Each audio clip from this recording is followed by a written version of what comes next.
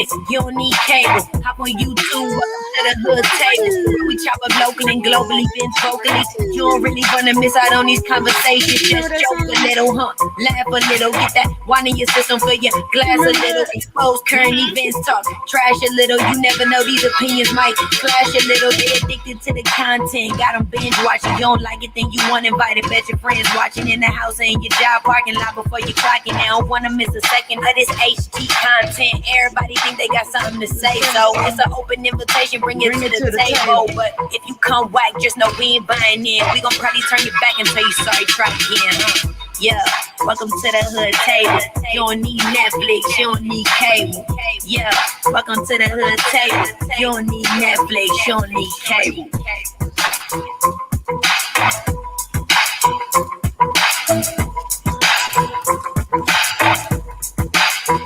Hey, what's up? Hey. What's going on with you? Nothing. Before we start anything tonight, oh Lord, I has to send a shout out to from the cradle to the grave, my homegirl, my / cousin, whatever you want to call her. Happy birthday, Booski, Donisha. Yeah. We lifers, baby. Oh, so yeah, she might be watching too. Huh? She might be watching too. Right. So I had to send a shout out to her. Well, happy birthday, homegirl Donisha. She hit me up earlier today too, talking about she wanted to go watch the Nebraska game tomorrow at some bar or some wing place. But I told her, I said I already had signed up to work, and then I got my grandson that I'm gonna have too. So I can't go. And there's 7 variants out there, so yeah. I know. How many? 7 or 75? Girl, it might as well be. I'm like, I gotta get my other shot this weekend too. I'm supposed to get my second shot this weekend. Because I'm not getting no more. I done got 2, and them still don't keep you from getting it. Fuck that. And then I think I heard somebody say they might be requiring a third. Yeah, they talking about a booster shot. Yeah, booster shot. I'm like, dang, how many shots we got to get? We got to get all the shots all over again from the age of birth through, high school. We need all those again too. Do we need the tetanus shot again? Good. Do we need the measles, the mumps? I'm Gucci. What's up, Slide? And they shots. Hello, Slide. I'm not sure who you be, but hello to you. Hold on, y'all. Hold on. Where Clyde been?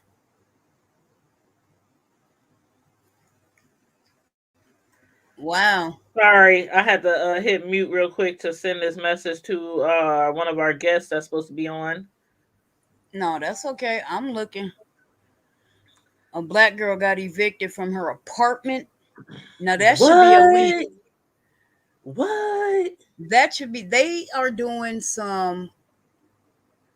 It's a lot of shit going on nowadays. Hold on, I'm gonna have to look that up. Keep talking, sis. I'm gonna look that up. Of New World Order, because you're kicking people out of apartments because they're not vaccinated. What about them people that didn't vaccinate their kids? They didn't get They didn't get chicken pox and shingles vaccines and all of that. Did they get kicked out? They it's just a lot of stuff that's happening, and it makes me go, I don't like this. I'm gonna leave it alone. I'm not gonna get off into conspiracy theories. Well, I haven't even heard of that, but I'm definitely going to look that up. Because evicted because you didn't get the shot. Now I can see certain jobs firing you or telling you you have so many days to get the shot, especially if you work in the healthcare field. Right. But your apartment manager, like, you the only one living up in there. It ain't like your landlord gonna be all up in through your apartment.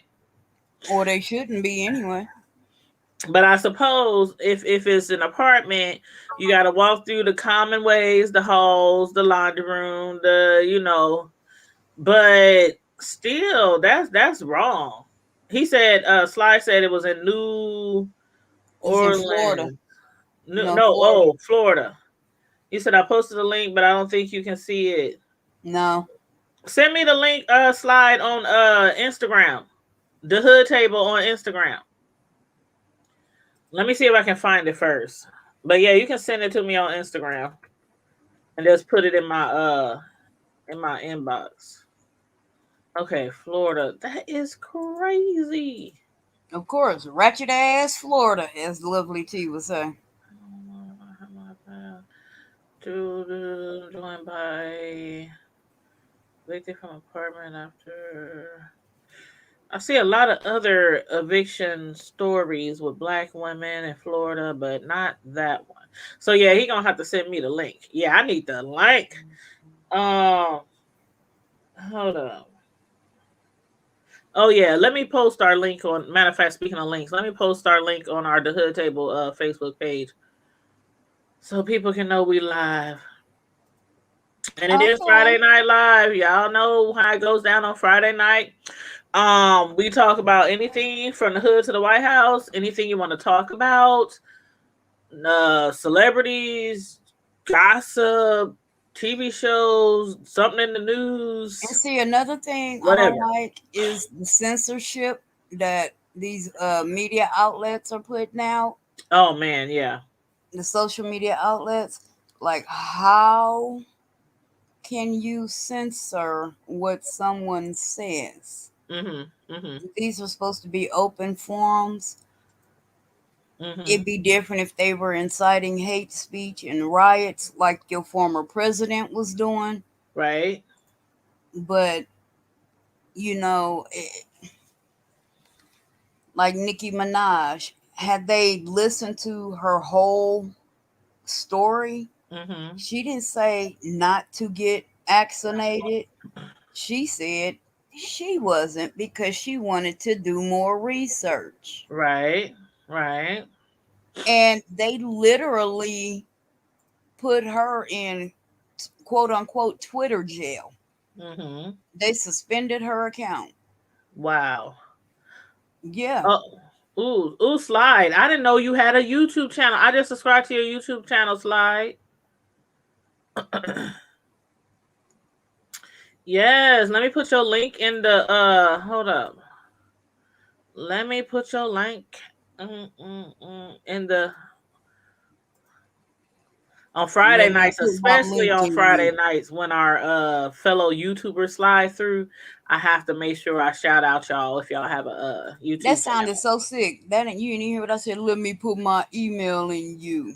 Let me put Oh, my you link in you. nasty girl. I never Mm-mm. said I wasn't. What's up, Laverne? Hey, what's Hey, up? boo. Hello. Hey, How how you are doing? you, Karma Diva? I'm hanging in there. How you doing, ma'am? Oh my God, I'm not good right now. I mean, I'm good, but I'm frustrated. Uh oh. I heard a little bit about what's going on, and I know I made a post about it too on Facebook, and a lot of people had a lot of things to say. I Man, didn't even read all of that. I seen it when you first posted it, but I didn't stick around. Girl. Mm-mm-mm. So what's new? What's goody now, Laverne? We haven't had you on our show in a minute. After we did your exclusive book review and your exclusive interview after you dropped that book that was called "My Friend, Her Husband, My Man." And we know there's been a lot of controversy and a lot of legal drama behind this affair that you had with a married man, and it seems to be ongoing and never ending. So what's going on now? okay. So what's going on now is, I've been working on the my friend, her husband, my man, the aftermath. Hmm. Okay, is what this book that was supposed to come out. September 30th. Right, But book 2, part 2. right, part 2. But because Mhm. of legal reasons, you remember last time it was legal reasons. It seemed like every time my book is about to come out, it's Mm-hmm. some legal stuff that comes into play. So Mm. I'm thinking that things are being planned out, and that people are, you know what I mean? Like, They okay, trying to I help know. you with book sales, boo. Well, I mean, they're trying to stop me from the book sales, is what I'm thinking is going on. Like, I mean, Mm. I'm really starting to feel like that, because now I can't release my book on the 30th because of these legal issues that has Mm-hmm. arisen. So I got a phone call from quite a few people yesterday. I'm not gonna say any names, Mm-hmm. but they stated that, the prosecutor's office had contacted them, trying to get them to testify against me. Mm. Mm-hmm. This is really crazy to me, because these individuals, I'm not gonna say any names, are getting other people involved that has nothing to do with this. Okay, Right. and it's not right, it's not fair. And Right. so a lot of these people didn't even know what was going on until after the fact, and well, everybody didn't know until after the fact, until that pamphlet came out. That's when everything, started coming to light.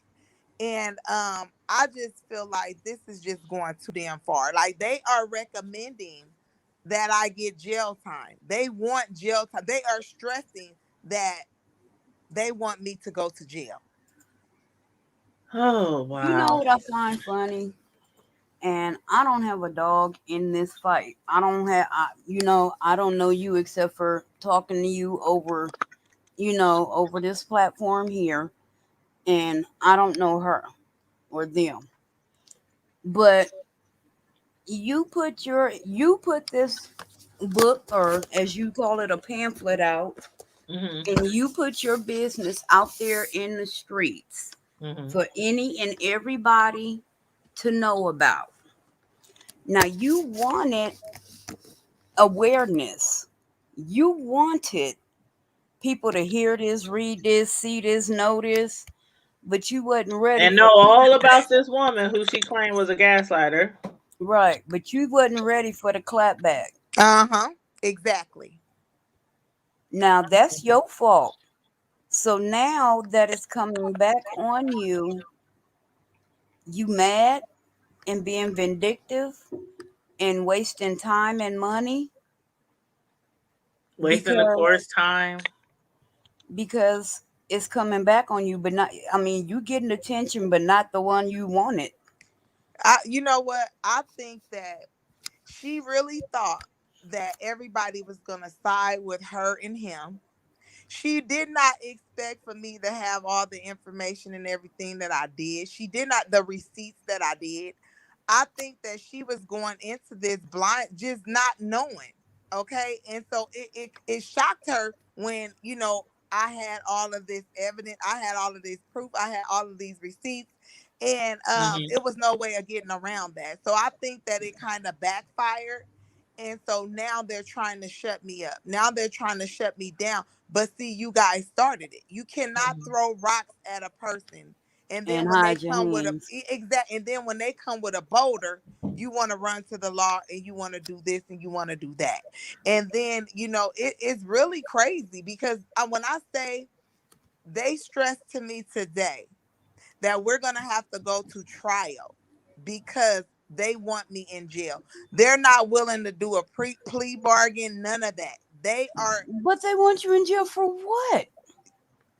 they're saying Wasn't it uh intrusion or something? that I took pictures of him without him knowing, and sent them around town, or uploaded them, or whatever they're trying to say I did, when in fact, um you know uh he got pictures of me, I got pictures of him. You know what I mean? It's mutual things, and videos and everything. So I mean, I'm kind of lost Because as y'all to. were like, even though it wasn't a fair, it was a year and a half. It was kind of like a outside of the house relationship, like outside of the marriage relationship. It wasn't just no bam, bam, bam, hit it and quit it. It was like a ongoing thing y'all had. Yes, absolutely. And would still be having if uh if things hadn't come out like they did.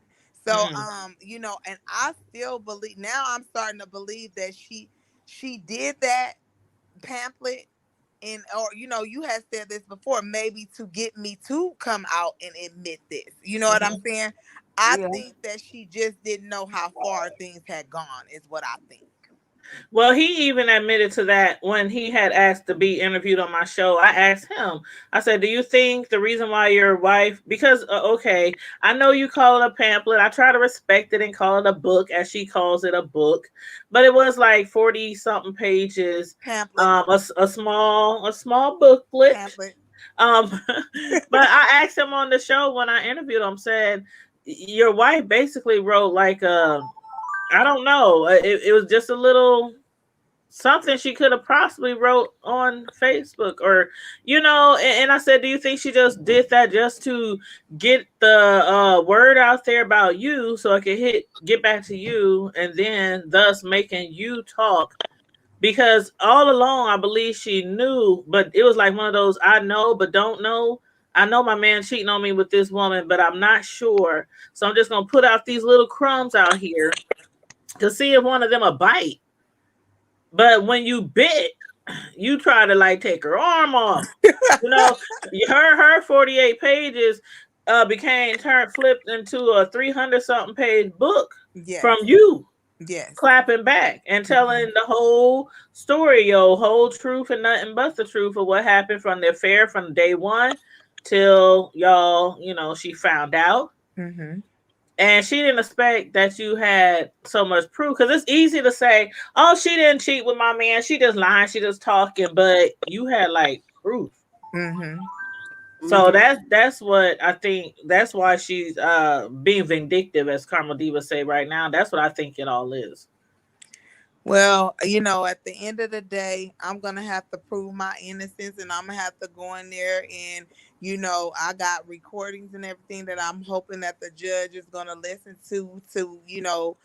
He had this plan that if anything happened or if it ever came out, that he was going to do all of this. Like, I mean, Hmm. he said this. It ain't nothing that I'm making up. I don't make up things. When I say Hmm. something, trust me, it's what was said and it's what was done. Hmm. So all of this stuff that they are trying to do to me is really crazy. When that lady told me today, they are they want jail time. They don't want you to get probation. They don't want to dismiss. They want jail time. And it's crazy because she contacted me a couple of weeks ago when they dismissed the protection order. And that's the thing. Why would you be contacting somebody that you're trying to get locked up? That's what I cannot. I'm thinking she called me, giving me these Bible scriptures, talking about you Bible scriptures. Like Wait a it minute, was. she called you? Yes, ma'am. She called me. What happened was I didn't know that they had dismissed the protection order. So she had someone that was, that knows both of us contact me. And she was like, well, Mrs. T wants to talk to you. And I'm like, that woman got a protection order on me. I'm not talking to her. I'm Hmm. not knowing Right. at the time because you guys live in Nebraska. So she got it first, saying that the protection order was dismissed. I Hmm. did not know until the next day. So she got it before I got mine. And Hmm. so I mean, I don't know. I told the girl, I said, listen, I don't want to talk to that woman. I'm not about to let her set me up. None of that. Like, no. So when I got the protection order saying that it was dismissed, I was like, well, I wanted to know what she wanted. You know what I mean? So I told the girl, I said she could call me now because it's dismissed. What can she Hmm. do now? What can she do? It's dismissed.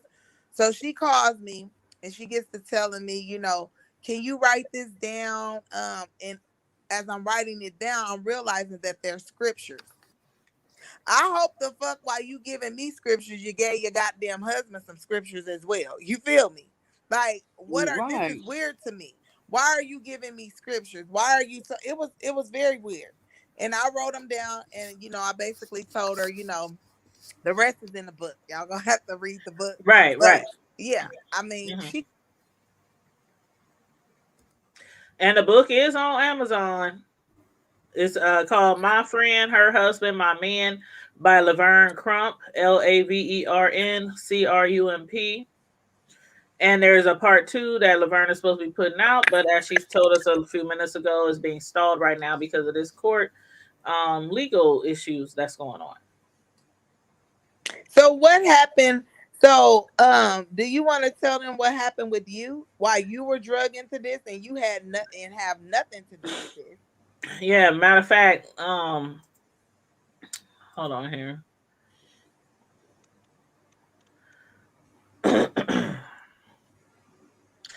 Okay, so I made this post on Facebook that I'm going to read for those who don't follow me on Facebook.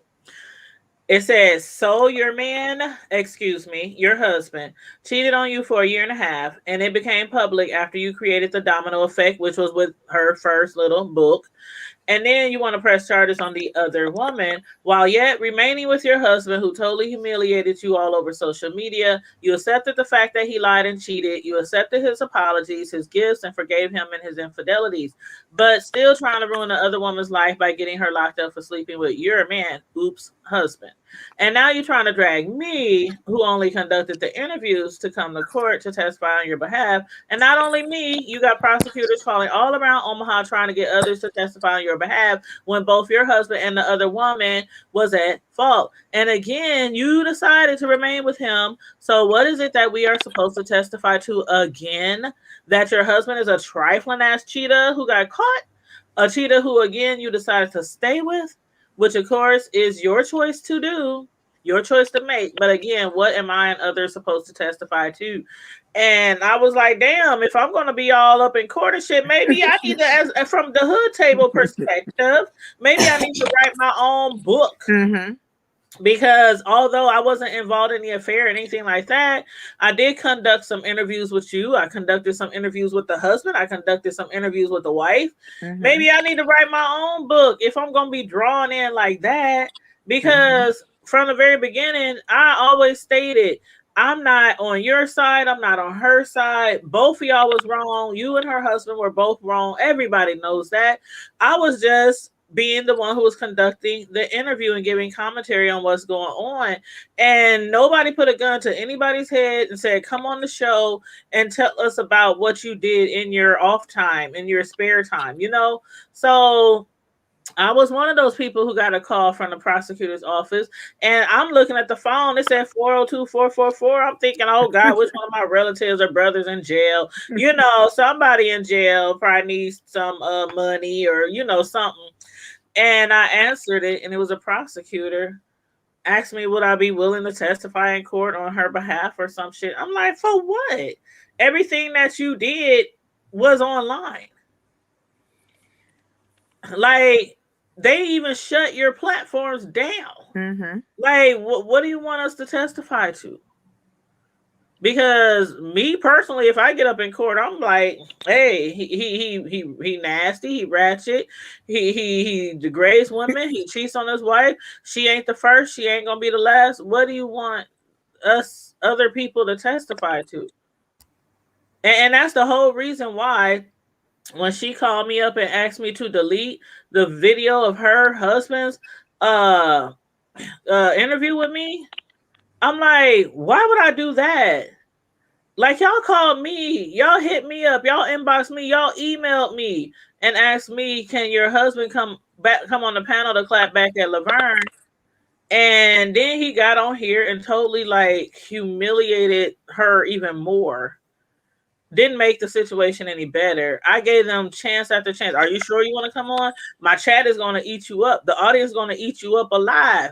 Because you just as wrong as Laverne. Are you sure you want to come on my show? And it happened just the way I said it was. But he was like, yeah, I want to come on. I got something to say. She ain't who y'all think she is. Woo, woo, woo. Like, we know y'all both was wrong. But he wanted to come on the show. The reason why I didn't delete the video, because I felt like that right there would be probably helping their case. Like, you put charges on somebody and then hit the person who did the interview. Like, I ain't no Oprah or no Gayle King or no Robin or nothing like that from Good Morning America. But my content means just as much as to me, and my time means just as much as to me as a bigger content creator. But And you what ain't I'm gonna not hit them up talking understanding, about delete your video because we weren't happy with the end results. that was your fault. But what I don't understand is, you, like you said, she forgave, she listened to him apologize and probably grovel, and she listened to him, she took him back, she stayed with him. But why are you still mad at the other woman? She don't owe you nothing. She don't owe It's you all it's nothing. all about them trying to make accusations. Now, see, this is what's crazy to me because I done been in relationships that I might not have been in. We all have, okay? I'm in my Right. 40s. I am not proud of everything I've done in my past, but I'm absolutely not going to be ashamed of it and let people hold it over my head. And there's some things I have done that I probably shouldn't have done. And at times I can remember contacting the person, they contacted me, we sending videos, we sending pictures, we taking pictures, we doing all this. That's the shit you do, even if it's not an official relationship. If it's an ongoing relationship, you kind of just get into that groove with each other.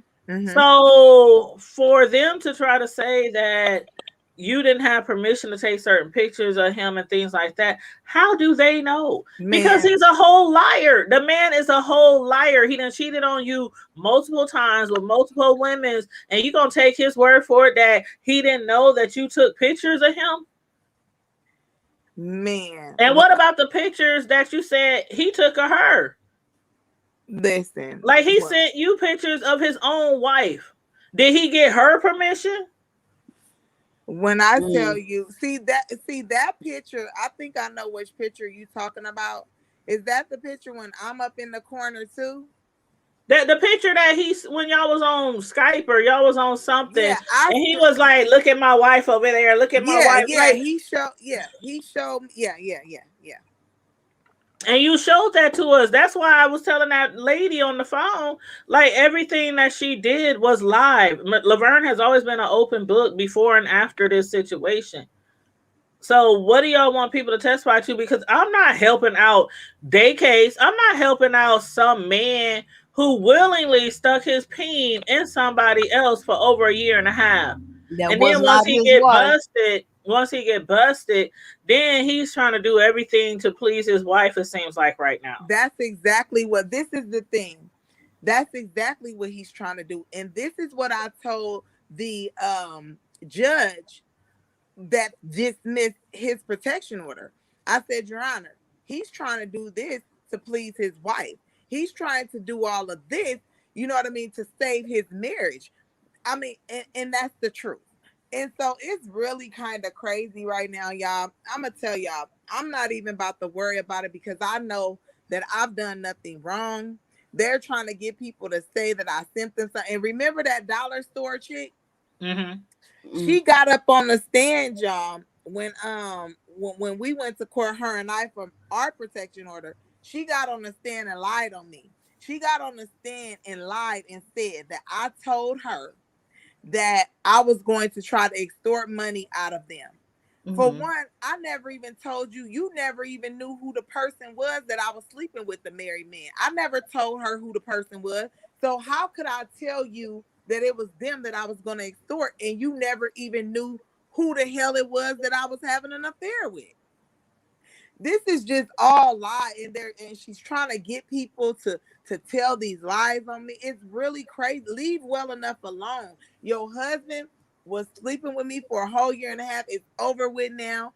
You know, y'all working things out. Move on. Go on about your business. Why are y'all?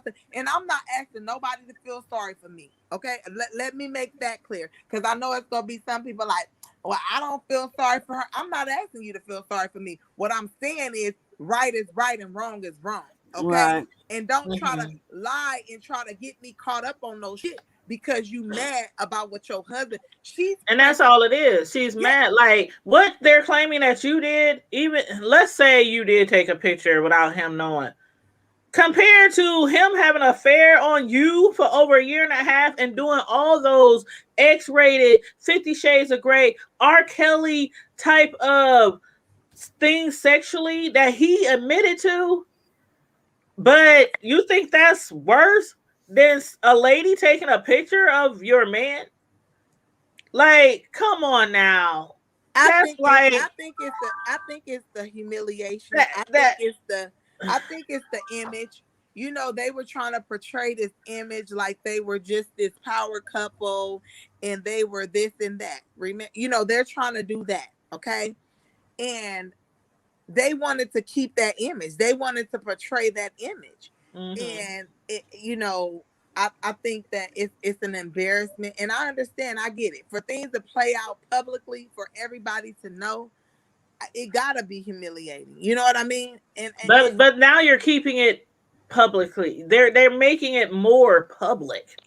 And they're giving you more ammunition, because every single person almost that I didn't talk to or who has spoke about this whole situation is like, dang, they already gave her enough to write one book. She got book number 2 on the way. She gonna have like 10 books out of this whole thing by the time it's all done and over with. Man, because I'm working on number 3. Somebody need to work with me. Let me write me a book. I want to tell it from my angle as a commentator, as a YouTuber. I think I'm so serious. You should. I really think you should, because I'm gonna stay on the sidelines. But this is what happens to a lot of content creators, a lot of YouTubers. People come on their show, they talk their shit, but then afterwards it's like, oh, well, I didn't like the way things played out. So, but they're keeping it more public.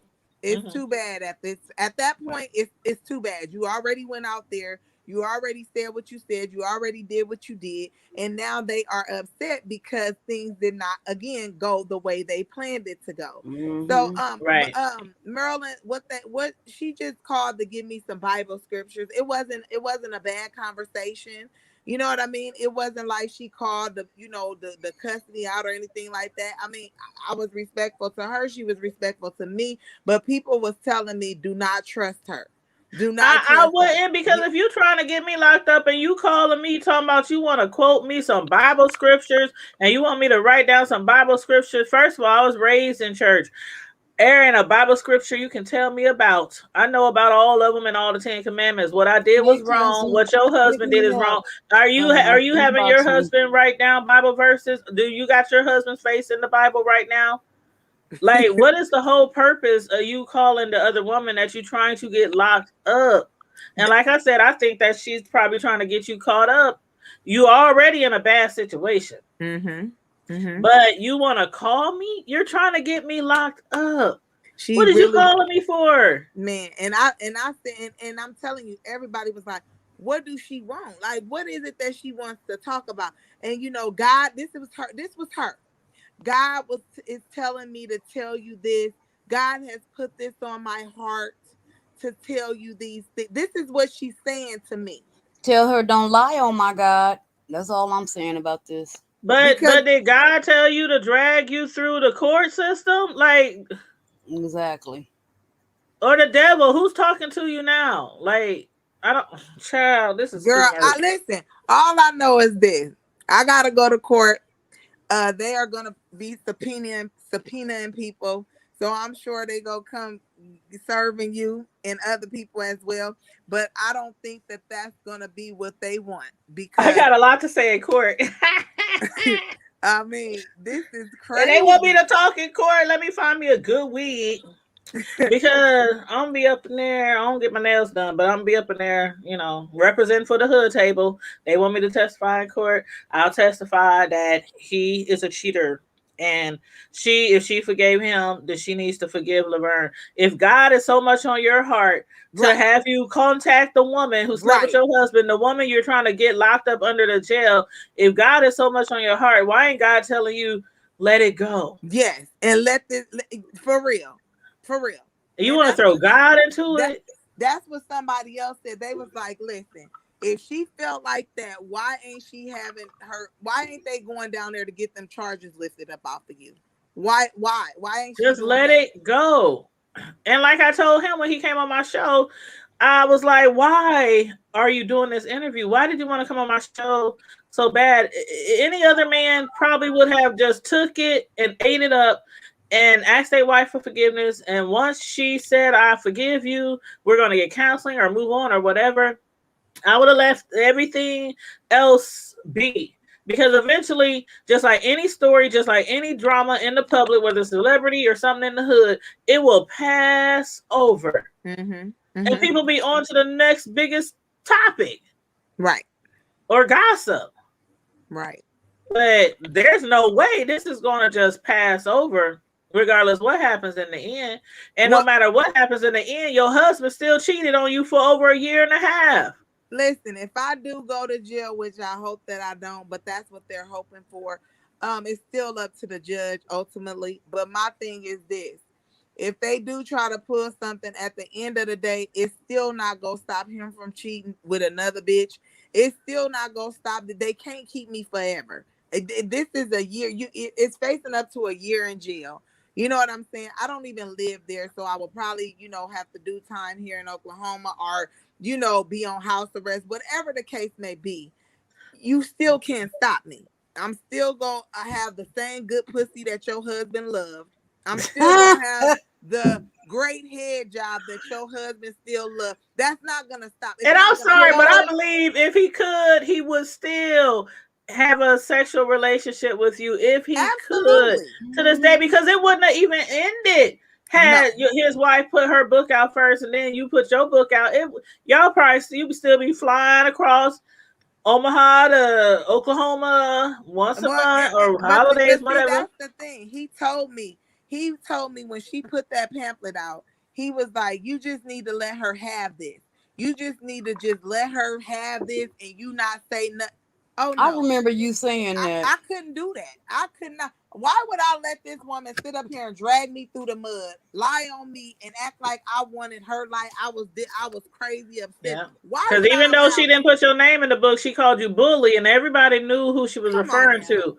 Everybody who knows anybody in this city knew who she was referring to. Yes, absolutely. I knew who she was referring to, and that was before I ever spoke to you, only because of what I've heard of you in different situations. When she said they had to leave Omaha to move to Oklahoma, I already knew. Oh shit! That's all you had. Well, really, that's all you had to say. That's all you had to say. And people knew. I put two and two together, and I was like, "Nah, yeah." It was crazy. I was getting all type of phone calls, I'm telling you, and was like, girl, this is about you. And I'm like, no, what? And like, I'm telling you, you need to read. And I did not want to read it for a while. And then I didn't read it for a while. I was just getting bits and pieces of what people was telling. And they was like, girl, she trying to make you look like you some bum. I mean, just saying all that. And I was like, you know what? No, I got to go read it. And when I read it, I was on fire. I was like, oh no, I can't do that. And I told him, I said, you know what? I'm not going to be able to be quiet about this. I'm not. You know what I mean? It was no way that, and I'm going to keep it real with y'all. Did I want to end things with him? Absolutely not. I did not.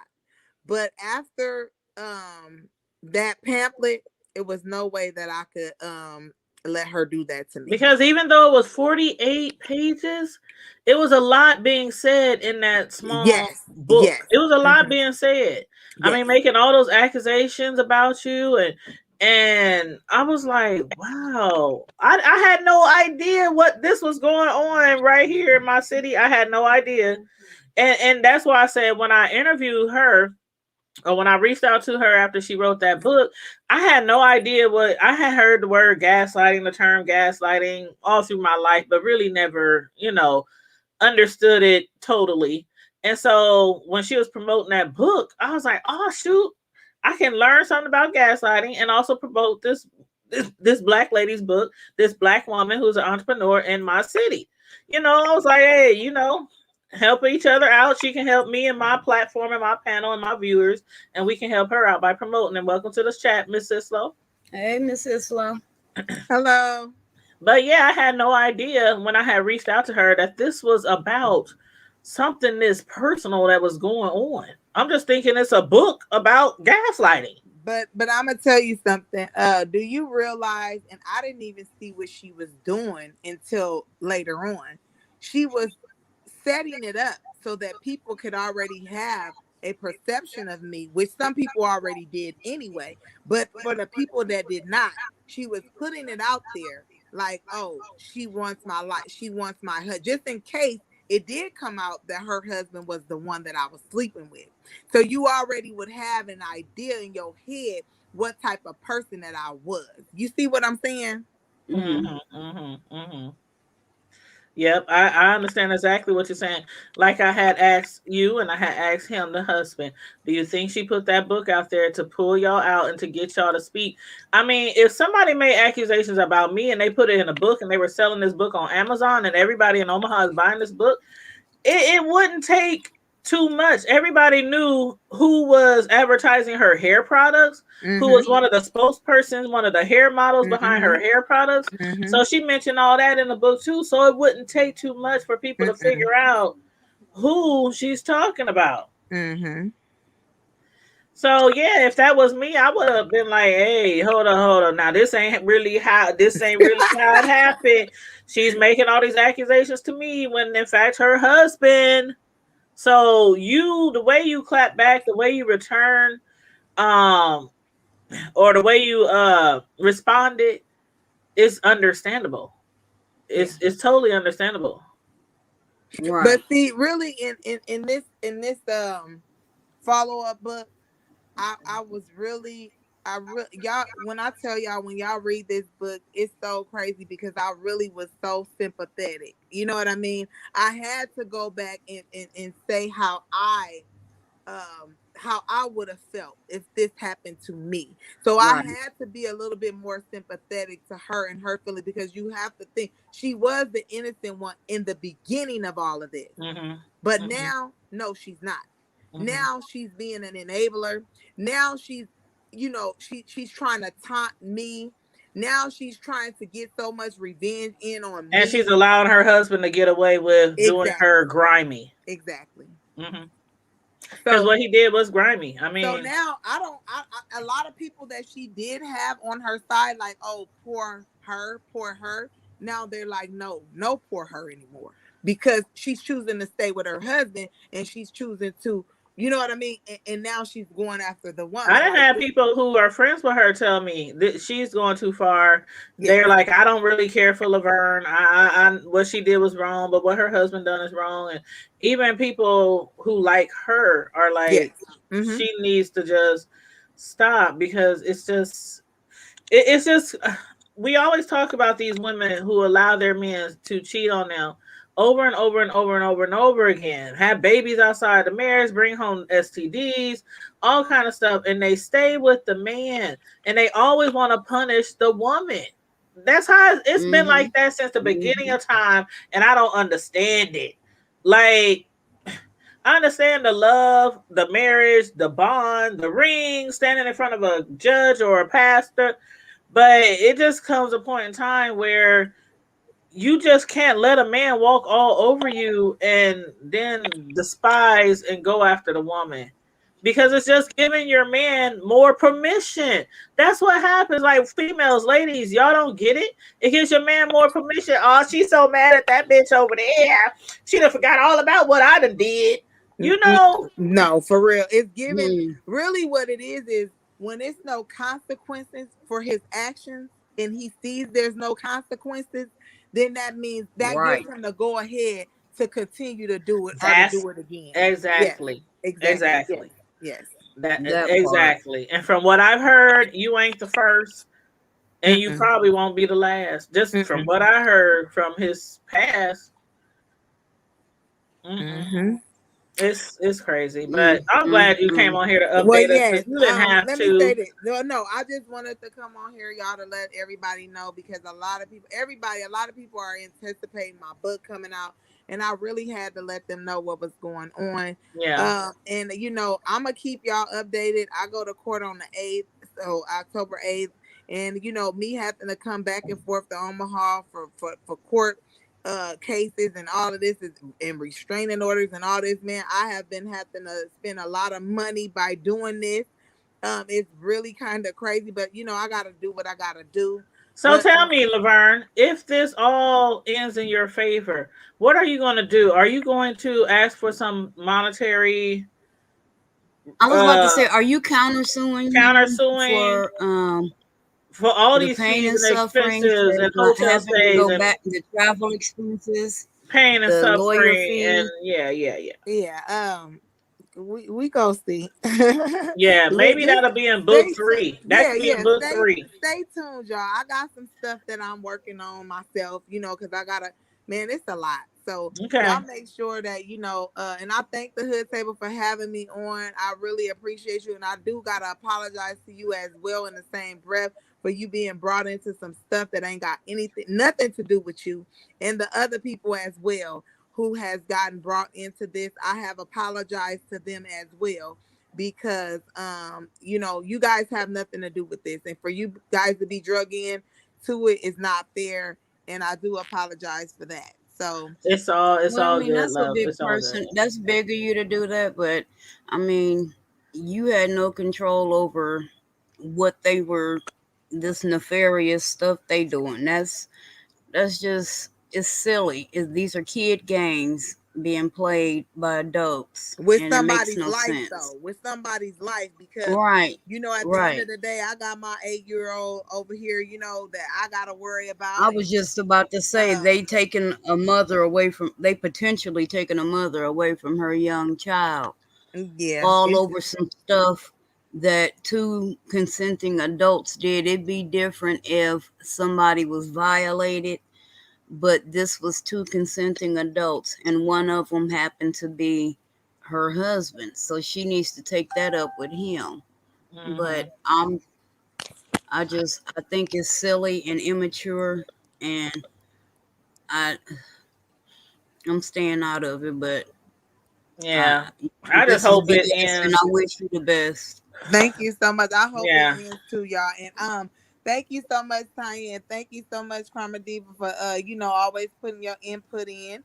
And You're welcome. And yes, so I'll thank you so much, y'all. And y'all have a good evening. You're welcome. All right, you have a good too, night sweetheart. too. Keep Okay. your head up. Keep your head up, sis.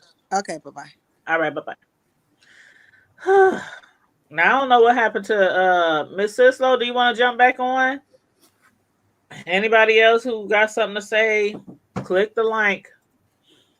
Let's see, where did I post it? Like I Okay, said, I there's the ain't got link. nothing to do with none of this, thank God. But that don't make no sense to keep dragging this out. Yeah, For what? like it's crazy. Like, what are you getting out of this? What? I don't get Just it. the satisfaction of having somebody else suffer. It's the gratification. They're trying to get somebody else to suffer, and that's why I'm like, she calling you and trying to lock you up, but she's calling you trying to lock you up, reading you Bible verses and stuff like that. Like, but are you thinking about the whole big picture here, or her children, or her livelihood, or because of something her and your husband did that they both decided to do? Right, because there are kids involved, and that's the part I don't think that they are getting. These are children.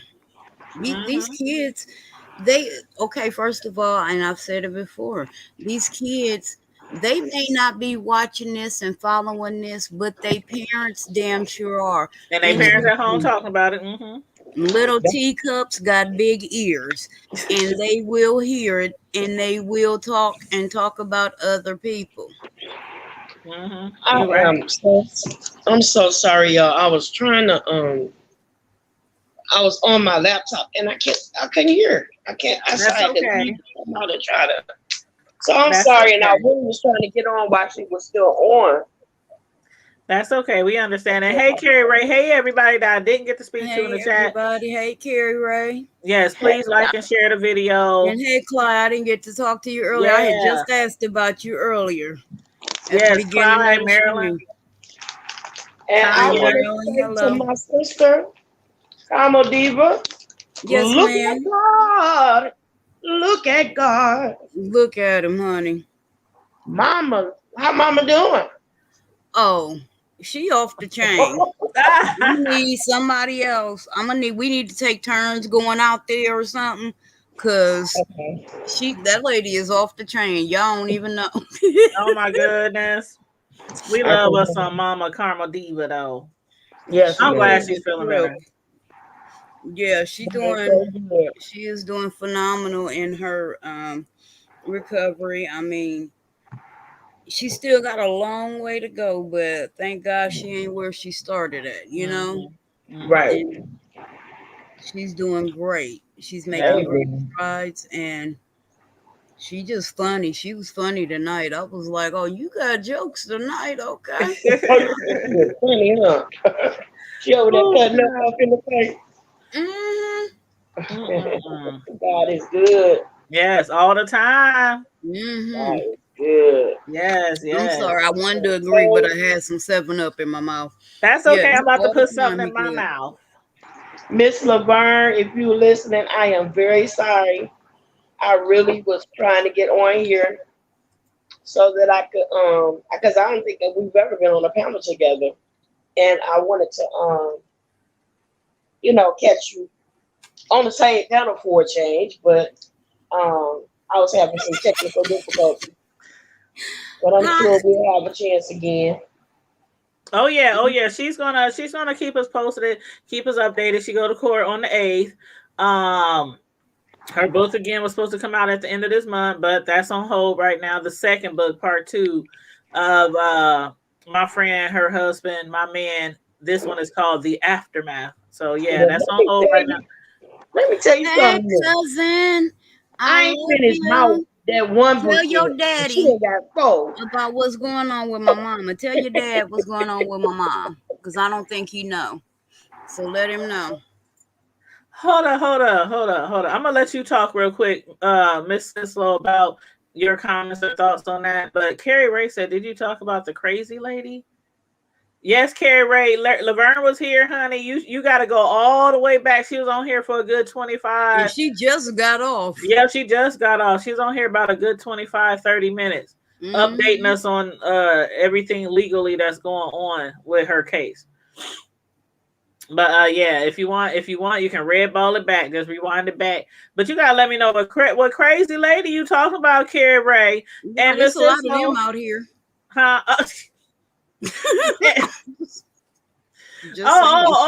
Were you when you said crazy lady? Were you referring to the wife, or were you referring to somebody else? Okay, yeah, but yeah, Miss Sislo, what do you think about what Laverne talked to us about today? Is that what you wanted to comment on? Yeah, I was actually like saw the video or whatever, but I missed this part because I was trying to get my computer to work it. Okay, so you saw her video that she posted? Yes. Okay. Now from that, I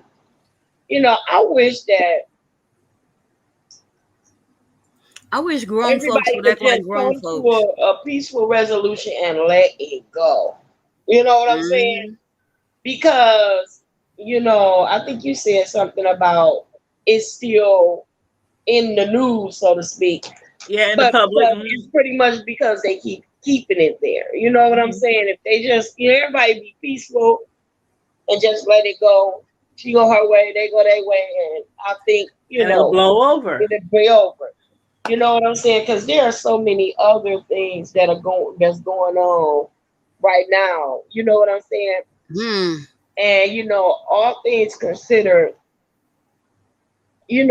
especially about the defamation thing, to be perfectly honest with you, I really don't feel like they got a leg to stand on because they're saying is doing as much as they are accusing her of saying and doing. But the one thing that I and that was something else that I was wishing I'd been able to talk to her about is don't say nothing else about it. Like, don't play no more voice recordings or any of that, because it's almost like you reinfecting the wound. It's like you every time see she doing it again. I understand why she played the recording that she did last night. I know why she doing it, but for her sake, I'm saying, just until it's all over.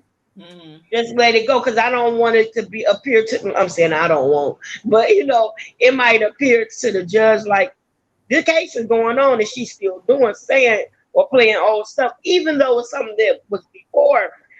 She wants them to But those have threats by him, I can understand why she plays that, because the way they both were wrong, and they're just making her seem like she was 1,000 times worse than what he did. Right. So him making threats is like you making threats to me. Like he said, I'm gonna get you back mentally, physically. He's all this kind of stuff, and they're trying to put her in jail when he's making threats to her. Right. I'm saying don't reveal your card. Don't Right. don't Hold it reveal close to your card. vest. I'm saying, keep it, play it in court, but not on the. Yeah. Her lawyer is getting all these messages and stuff. Yeah. Yeah. So that's why I said I don't feel like they got a leg to stand on, because, he pretty much said, this is what I'm going to do. This is what so it shows intention. It shows motive. It shows method, all of that. So I can dig it. I mean, I know. And then when you want to like kind of prove your innocence kind of thing, it's like she out here wrong with nobody and they using each other. And that's why I said I feel her sometimes, but I feel what you're saying too, as far as you don't want to show your cards, you don't want to always let your left hand know what your right hand. Yeah, I feel you. But that message that she played the other day, I think that just makes people look at it in a different perspective. Right. That message, he sounded so volatile, so hostile, so angry. So I'm like, girl, you gotta be lucky you don't live here. I'm glad y'all don't live in the same city. The way he was in all kind of ways. He really did. He just wrong. You know what I'm saying? And they both are. That's the thing that people like. Some people like, Tanya, are you really being biased or non-biased? Or I'm like, they both wrong. How many times can I say that? But right is right and wrong is wrong. Right. You can't be willing to accept your husband back and him just say, I'm sorry, for you to get your forgiveness, and you accepting him and all his gifts and all these things and apologies, and then you want to get another woman locked up when your man and her made the decision to do what they did together. Right. Like, it makes no sense. And then as far as her calling her out the blue, wanting to read some Bible verses to her, child, I was so taken aback by that. I was like, she did what? As soon as the judge said, as soon as the judge kicked both of the restraining orders out that the wife and husband was trying to put on her, she calls Laverne and tells her, can I read you these Bible verses? Could you please break these Bible verses down? But you're trying to put her in jail. I would have hung up the phone. Like, what are you talking about? I got to see you in court next month because y'all trying to lock me up and you calling me talking about some god doggone Bible verses? Jesus wept. Click. Shit. I mean, I'm like, what? Are you kidding me?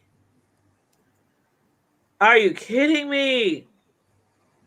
That's how a lot of people feel, Carrie Ray. That's how a lot of people feel. And my thing is, like, I heard somebody say, who was that who said that on a TV show or a movie, y'all? It was an older lady that said, if your man is cheating on you and you keep allowing him to cheat on you, let him cheat in peace. If you're not going to put him out or break, if you're not going to put him out or break up with him or make him face some hard consequences. That was the Braxtons. That was on the Braxtons. The Braxtons, was it their mother? Or was it somebody one else? of the daughters. One of the daughters, okay. But yeah, they said let him cheat in peace.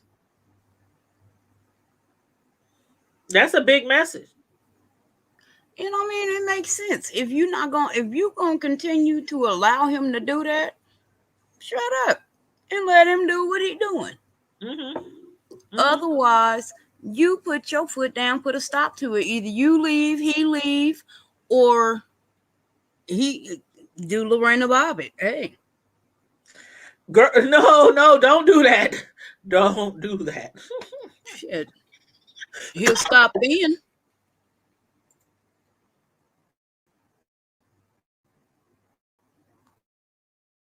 He will stop then. Don't do about it, please. Don't. I don't need to hear about nobody ding dong on the side of the interstate in Omaha. No. But yeah, that's crazy. And I know yeah, again, if she wants to update us on that, I don't be hitting her up. I don't be telling her, Laverne, come back on the show. I don't be hitting her up. She be updating me on what be going on. From my point of view, to clarify, and I'm not taking nobody's side. I say this. I've been in, well, kind of, sort of, in Tamika's in her position. Hey, you know, I've been there. I've been cheated on. You know, same here. I've been heartbroken, but the difference, I knew my value. I knew my worth, and I left them alone. I left them niggas alone. Okay, you want to be with her? Okay, cool. Go ahead, be with her. Mm-hmm. Yep. I'll remove myself from the situation. Mm-hmm. So that way you don't feel you got to creep and crawl and do all of this other shit. About time they realize the grass ain't greener on the other side, it's still too late. Baby. Right. Hold on, let me put y'all on mute. My son calling. Yeah, Miss Cisco, she told her story. Miss Cisco told her story on our show a year ago. She was in a relationship. She was married. She was married to a whole pastor. Oh. And he cheated, and she told her story. Matter of fact, are you still writing your book? Are you still in the process? I've been working. Yep, that's what I was saying. I'm proud of her because she wrote like 4 books to my one. But God is good. God is good. She's my greatest inspiration. Mm-hmm. But yes, she will definitely inspire you to write a book. And she been writing all her books by herself. She don't be having no editor. She don't be having no publishing company. She write her books all by herself. Create the book covers, the binder, and she puts it on Amazon, and she gets all the money for it because she's doing it all by herself. I don't know if I can do something like that. I might need a little help. Oh yeah, you could. It's a gift. It's a talent, but I can write, but all the book covers and all that kind of stuff, and you know, I can write, but not only can you write, you are very gifted with a computer and graphics and all this. Girl, stop. I don't know. What could my book be called if I was to write about this whole situation? Tales of the Hood. Tales of the Hood table. You know, the Tales of the Hood. Tales of the Hood. Oh my God. You know how like they got Tales of the Crypt and all that kind of stuff. There is a Tales from the Hood, there is a Tales of the Hood movie with Snoop and all them, so I don't know if I can. I don't know about Snoop, but I know about Tales from the Hood was with the Crypt Keeper. I mean, not the Crypt Keeper. Yeah, that was Snoop. Is that what it was? Yeah, okay, Tales from the Hood. Okay. No. Snoop was in the other one where he was this. That was Murder Was the Case. No, that was Tales from the Hood. Like Tales from the Hood. Because he was in this big old creepy house. And he was flying around.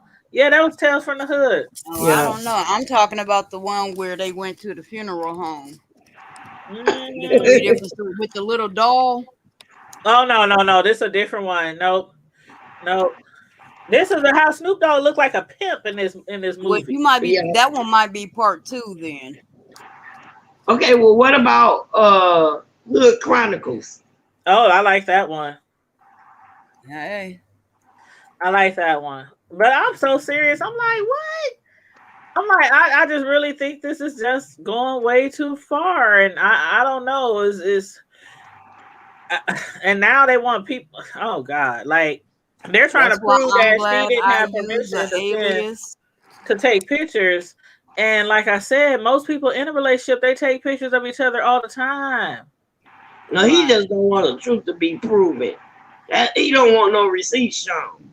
Yeah. That's what it is. He want to make it look like she's shoplifting, but that ain't the case. Yeah. Oh, yeah, she telling the truth. I mean, and she got proof of it. And he just, But if they be quiet, then let it go. But she couldn't call me read no scriptures and all that. That's Right. what I So said. I would have it's like never. for me, that's just like she antagonizing her to try to get a bad Like you out. can't reach me or you can't reach out to me, but I'm gonna reach out to you kind of thing. Like Right. Mm-mm. Yeah, that's a little. That's just how they say it's a little suspect. Right. yeah, I would have been like Jesus wept. That's all the verse I need. She Click. probably was This probably one. was anticipating her going off and threatening her or Yep, something they like wanted that. her to react. And Mhm, it didn't work. Once again, it backfired. mhm, mhm. Yep, I yep. just I think this is silly. It's foolishness and y'all playing a teenage game. And y'all grown. I mean like Hold on, overgrown. y'all. Well, I just hope either it get dropped or they could just come to terms some other type of way. Like they are not trying to settle out of court. They're not trying to get her to plead. They just want her to get as much time as possible. And The whole thing is I don't think childish it's and fair. I just stupid. don't think it's fair. And I'm just coming across honestly, not trying to take sides, but I mean, you be blind. You can be Stevie Wonder can see right through this. That is just all about being vindictive, being spiteful, being a woman scorned, and you just trying to make a person hurt to the utmost And like Carrie because Ray of said, the something. misplaced anger. You're not Yeah, like placing Carrie the Ray blame said. on your husband like you Yeah, should. like she's way more angrier with her than with her husband, and that's not Now, fair. and I can get, but I could get behind the fact that, she thought that her and Laverne were friends. Hmm. And that hurts too when you lose a friendship. Hmm. That hurts too. Right. So I can get behind that too, but even still, Even still, you stay with your man. right. Like, and that's what I say about these women. Like you accept your man back. Life goes on for you guys. And then the woman receives all the grief. The other woman gets all the grief, even though you decided to Like hang she on was to in it your by relationship. herself. Yeah, like she did it by like she put a gun to your husband's head and forced him to have sex with her. It don't go down like that. Men have a mind of their own. And I don't care if you put the poo nanny right in their lap, they still have a mind of their own to either take it or walk away and and and Hmm. uh and respect your vows. Respect that piece of paper, that ring on y'all finger, y'all household, y'all children, y'all family, y'all livelihood. Respect yourself enough. Yeah, yeah, that too. That too. That's where it starts. Respect yourself enough, Yeah. and then respect the person that you claim. Because he came on here claiming she was his queen and Oh she was yeah, he did, everything huh? and all of this and She's the that. queen of the house and all this. Like you up So here, if and I she's get the that. queen, that's how you treat the queen. I get that. Men call their women queen, women we call our men king. I get that. In But you chess, up here, but the way see, you the thing talking, is, they playing checkers right now. But in chess, the whole object of the game is to protect the you're queen. queen. Everybody on the board is supposed to protect the queen. But you know what's crazy? I'm glad you mentioned that because a lot of men who are out there cheating, they still swear that they be respecting their woman. That woman out there, she ain't nobody. She ain't nothing. She don't mean nothing. That's the That's highest just some. That's just disrespect you some could. booty. That's just some rat. That's just some. You know what I mean? I respect my queen. She's the But number it's the one. fact She's if this. You know, you but can't that's have the it both point. They ways. don't understand that. You sat there and you said something to this rat to make her give it up to you, and now that you done got busted, oh, she just a rat. She was just a piece of ass. What did he call Okay. her? His cum bucket and his toilet. That's what he called I her. When he said that, I was so, and it wasn't even about me. I felt that Mm-hmm. and I was pissed Mm-hmm. because I said that was disrespectful on a level. I have never seen a man disrespect a woman. Mm-hmm. To think you laid down with this woman for a year and a half, and that's what you call her. Mm-hmm. That's how you feel. That's what you But think. again, I don't think he really felt that way. I mean, you cannot be with somebody that amount of time and think that they're your cum bucket. I think that I too. But mean, I mean, to say that, well, you know who that he was was so trying to disrespectful satisfy. on so many levels. And your kids have. I mean, I say this, and I say this all the time to men. Especially men with kids. You have a daughter. You have a daughter. Just remember that, sir. And even if you don't have a daughter, is this what you teaching your son? and Is on this what? that note, I just hope it works out for everyone. That it works out for everyone. That's all I hope. That's all I I hope. I don't want honestly to see thought the nobody go shit to was jail. all I don't over want to see with. nobody get locked up. I don't want to. I just hope it works out for everyone. I thought But the shit was over with. yeah. It But should have been. yeah, me too. But earlier we were talking about the Rona, right? And all the Mm-hmm. different variations and all that stuff. Mm-hmm. And who was that? Slide was telling us about this story. So Mm-hmm. Slide hit me up in my IG, and I did drop Slide Jones' YouTube channel link in the chat earlier because I didn't know Slide had a YouTube channel. I didn't know that. So I Mm-hmm. followed Slide back on IG, and that's when I saw the YouTube channel posted to her page.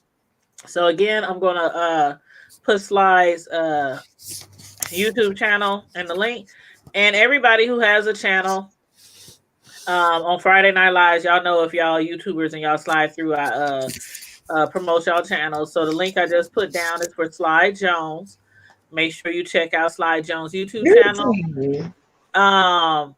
Miss Cislo Newsworthy Update has a channel. Karma Diva has a channel. Who else in the Mm-hmm. chat?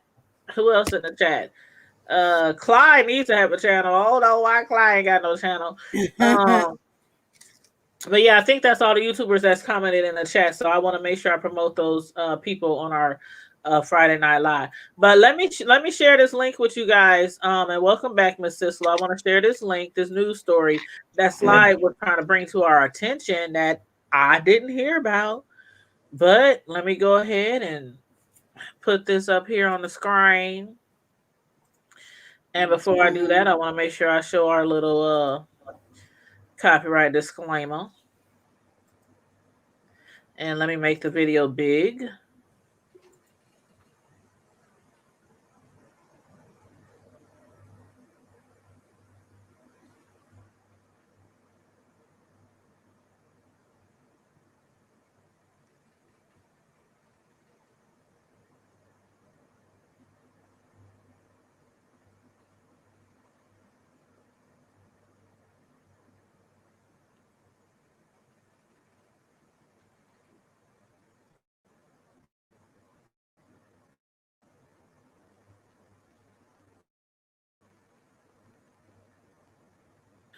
Every time I try to skip the ad, it takes me back to, hold on, let me get back to it. I should just let the ad play. That's what I do. Okay, 1 second. Let me get it back on the screen. Thanks for being patient with me.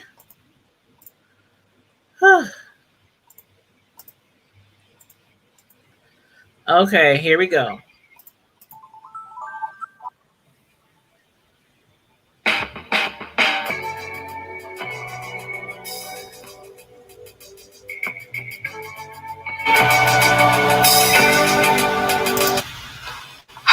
Well, it was either because I didn't have proof of vaccination by the 2 weeks. They still wasn't even allowing me to sign off on my lease. There was like no loophole, no working with me, no extensions, and I literally had to walk away, meaning that if I were to stay, then it would have been harder for me to find, the next place for me and my kids to live, because now I will have an eviction, under my name. And that's definitely not worth, risking it.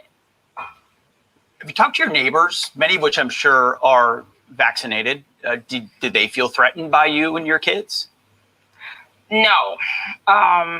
There's also other neighbors that aren't vaccinated as well. And basically, if I didn't tell them what I was going through, they had no clue on what was going on, because they didn't get this notice. They didn't get, hey, this is what we're doing from here on out. They didn't get any of that. So I was surprised with that too, and still is curious on, exactly why 2 weeks prior to them knowing that I was going to renew my lease, because we spoke the first week of August, like they call you up and they let you know, like, hey, Miss Irby, do you plan on renewing your lease? I stated yes. And they mentioned, whenever you find the time, just come down here and sign off on it. And that was that.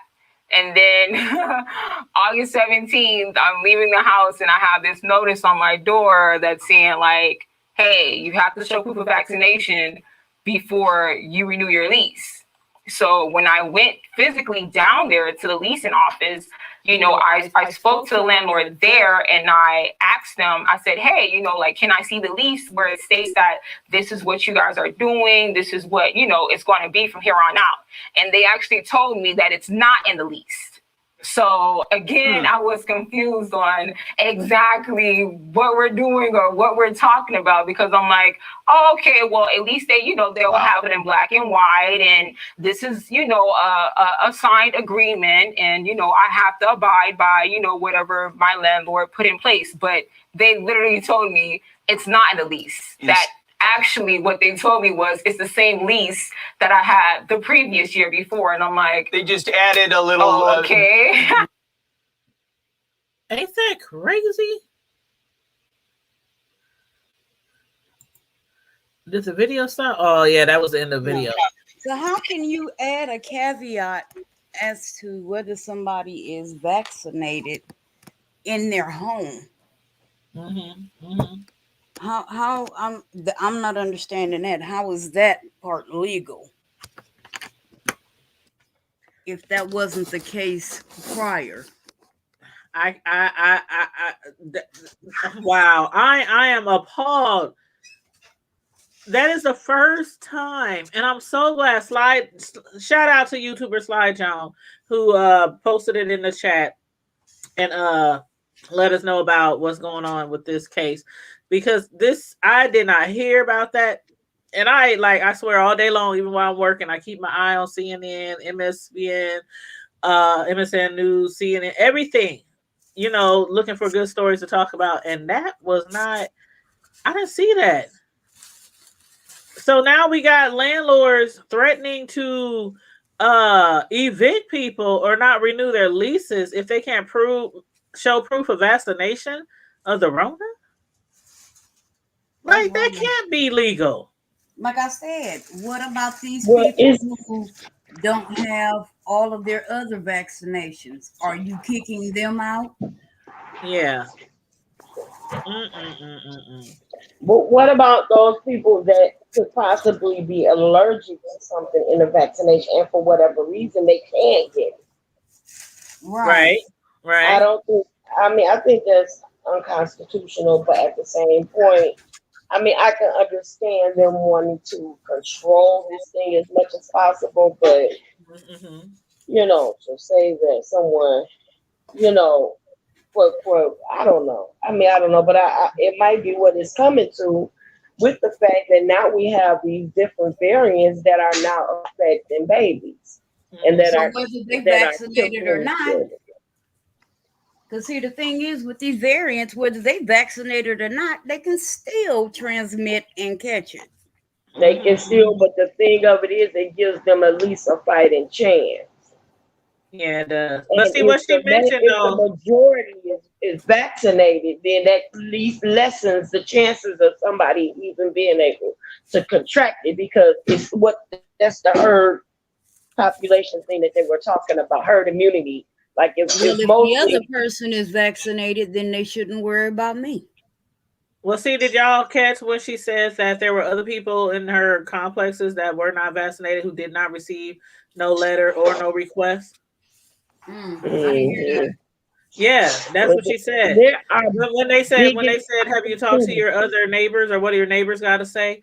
And she said a lot of them didn't even know, they had no idea, and some of them aren't vaccinated and they didn't receive any requests to show proof. That's what strikes me as bizarre. Yeah. Well, maybe That's they crazy. didn't know the other people weren't vaccinated, and she might have said something to the wrong person.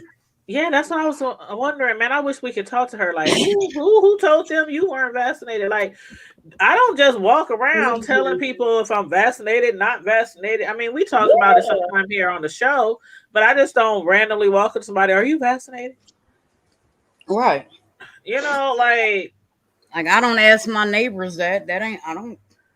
And you shouldn't be able to force people. Even jobs are not forcing. There's certain jobs, okay? There's certain jobs, like if you're in the health field, you work around children, you know, it's certain jobs that require it, and you either get it or you leave.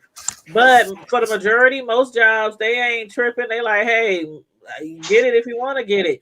But to be a landlord and demand that be done, they either need to put that in the lease. Everybody has to show proof.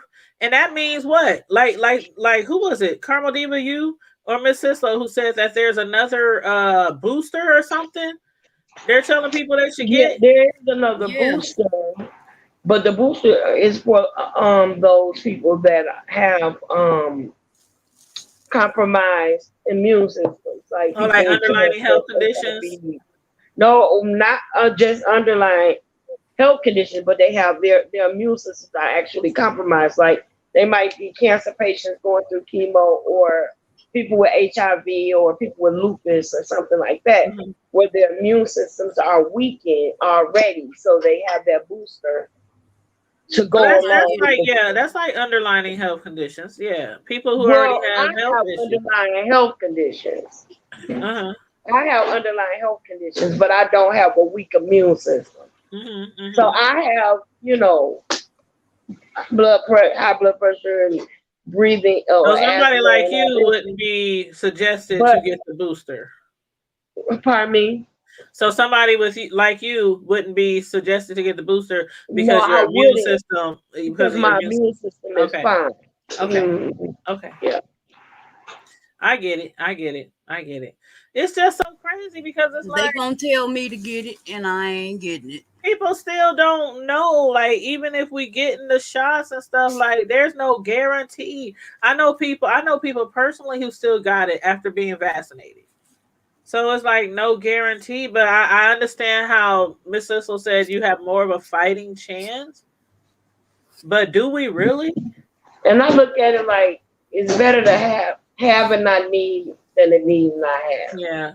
And that's why once you get it, you can't get the booster. I see, my thing is I've been on that bed of affliction. And it was hard. It was a very difficult battle. I don't want anyone to go through that. You know what I'm saying? I don't want nobody I know to even come close.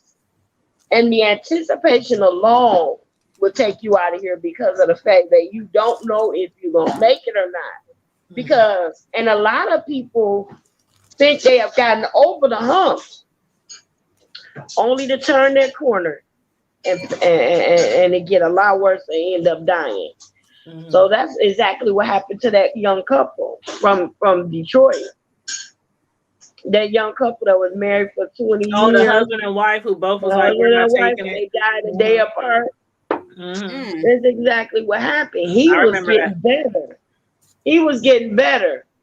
But she took a turn for the worse and she died. And then he turned around and heard about it and had a heart attack. Oh And my. that's like, remember Karma Diva? That was like that mother and son who died here when it first hit Nebraska. Yeah. Remember? It was Yeah. so sad. That comedian, I can't remember his Uh-huh. name, but he was a I can't comedian, and either, but his I know who mother you talking caught about. it. Yep, his mother caught it, and then she died, and he caught it. And like 2 or 3 days after she died, he died because they lived together in an apartment, and he died like 3 days after she did. And it was so sad. It was so the community was like all grieving over him because he was a very well known comedian. Uh, crazy. But yeah, I they can't died think of his like back to name. back. I can't remember his name either, but they had a fundraiser for him and through a comedy show, and yeah, it was sad. So I'm like most people. I figure, okay, I guess I feel better having the shot than not having the shot. And like Carmel, even a lot of other people, when it first came out with the shot, this overnight uh uh popcorn shot, or you know, we were kind of skeptical. Like, I'm I still don't know skeptical. if we should get this thing put into us, or not. But then after watching and listening and reading and learning, I figure, what the hell? I mean, with any medication you put in your body, there is a chance of a reaction. Right, But right. with this, the variables are so unknown. There are, I mean, and I understand this is new, but you don't know what you are putting into your body. You don't Right. know what the long-term effects are. You don't know. So, Uh-huh. had it, and I have a compromised immune system for a couple of different reasons, but my son had, I say it all the time, had I not looked into my baby's eyes and seen that fear in his eyes, I would not have gotten it. I wouldn't. It was Because for it's my scary. kids. When you have it, it's kind of easy to explain why you would recommend a shot. Like Miss Sislo had it. Her daughter was in the hospital for months. A lot of people done had it and thought, am I gonna live? Am I gonna die? You know. Yeah. And I done had lots of family members that done had it. And that's not to say that I didn't, I'm not one of them people that don't think it can never happen to me. Right. Hell, every time I take a step outside, I'm like, damn, is it going to happen to me? Exactly. But And welcome to the chat, Spook TV. Spook TV also has a YouTube channel. Y'all know how we do on Friday Night Lives. We promote the YouTubers who pop up in the chat. So let me drop Spook's channel link. Maurice. Hey, Mo. Maurice. All right, there you go. I just dropped Spook TV's channel, so feel free to go over there and support that channel.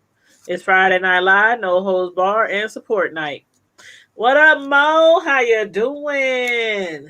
Say good evening, ladies. Thanks for saving me a seat at the table. Al, you always welcome at the seat at the table. All you gotta do, Mo, is put on your little handkerchief, and come sit up at the table because you don't want to spill nothing. You don't want to waste nothing. Shit, this the hood. We ain't got no damn napkins up in here. See, you gotta read between the lines. You gotta read between the lines. We got that bag of paper towels. Karma Diva is not reading between the lines. Miss Sislo, did you get me, girl? You got me. Karma Diva, you gotta read between the lines, honey. Okay. You don't want to waste nothing. You don't want to spill nothing. You want to take it all in when you come to the hood table. Okay. You're welcome, Spook TV. Don't spill a drop.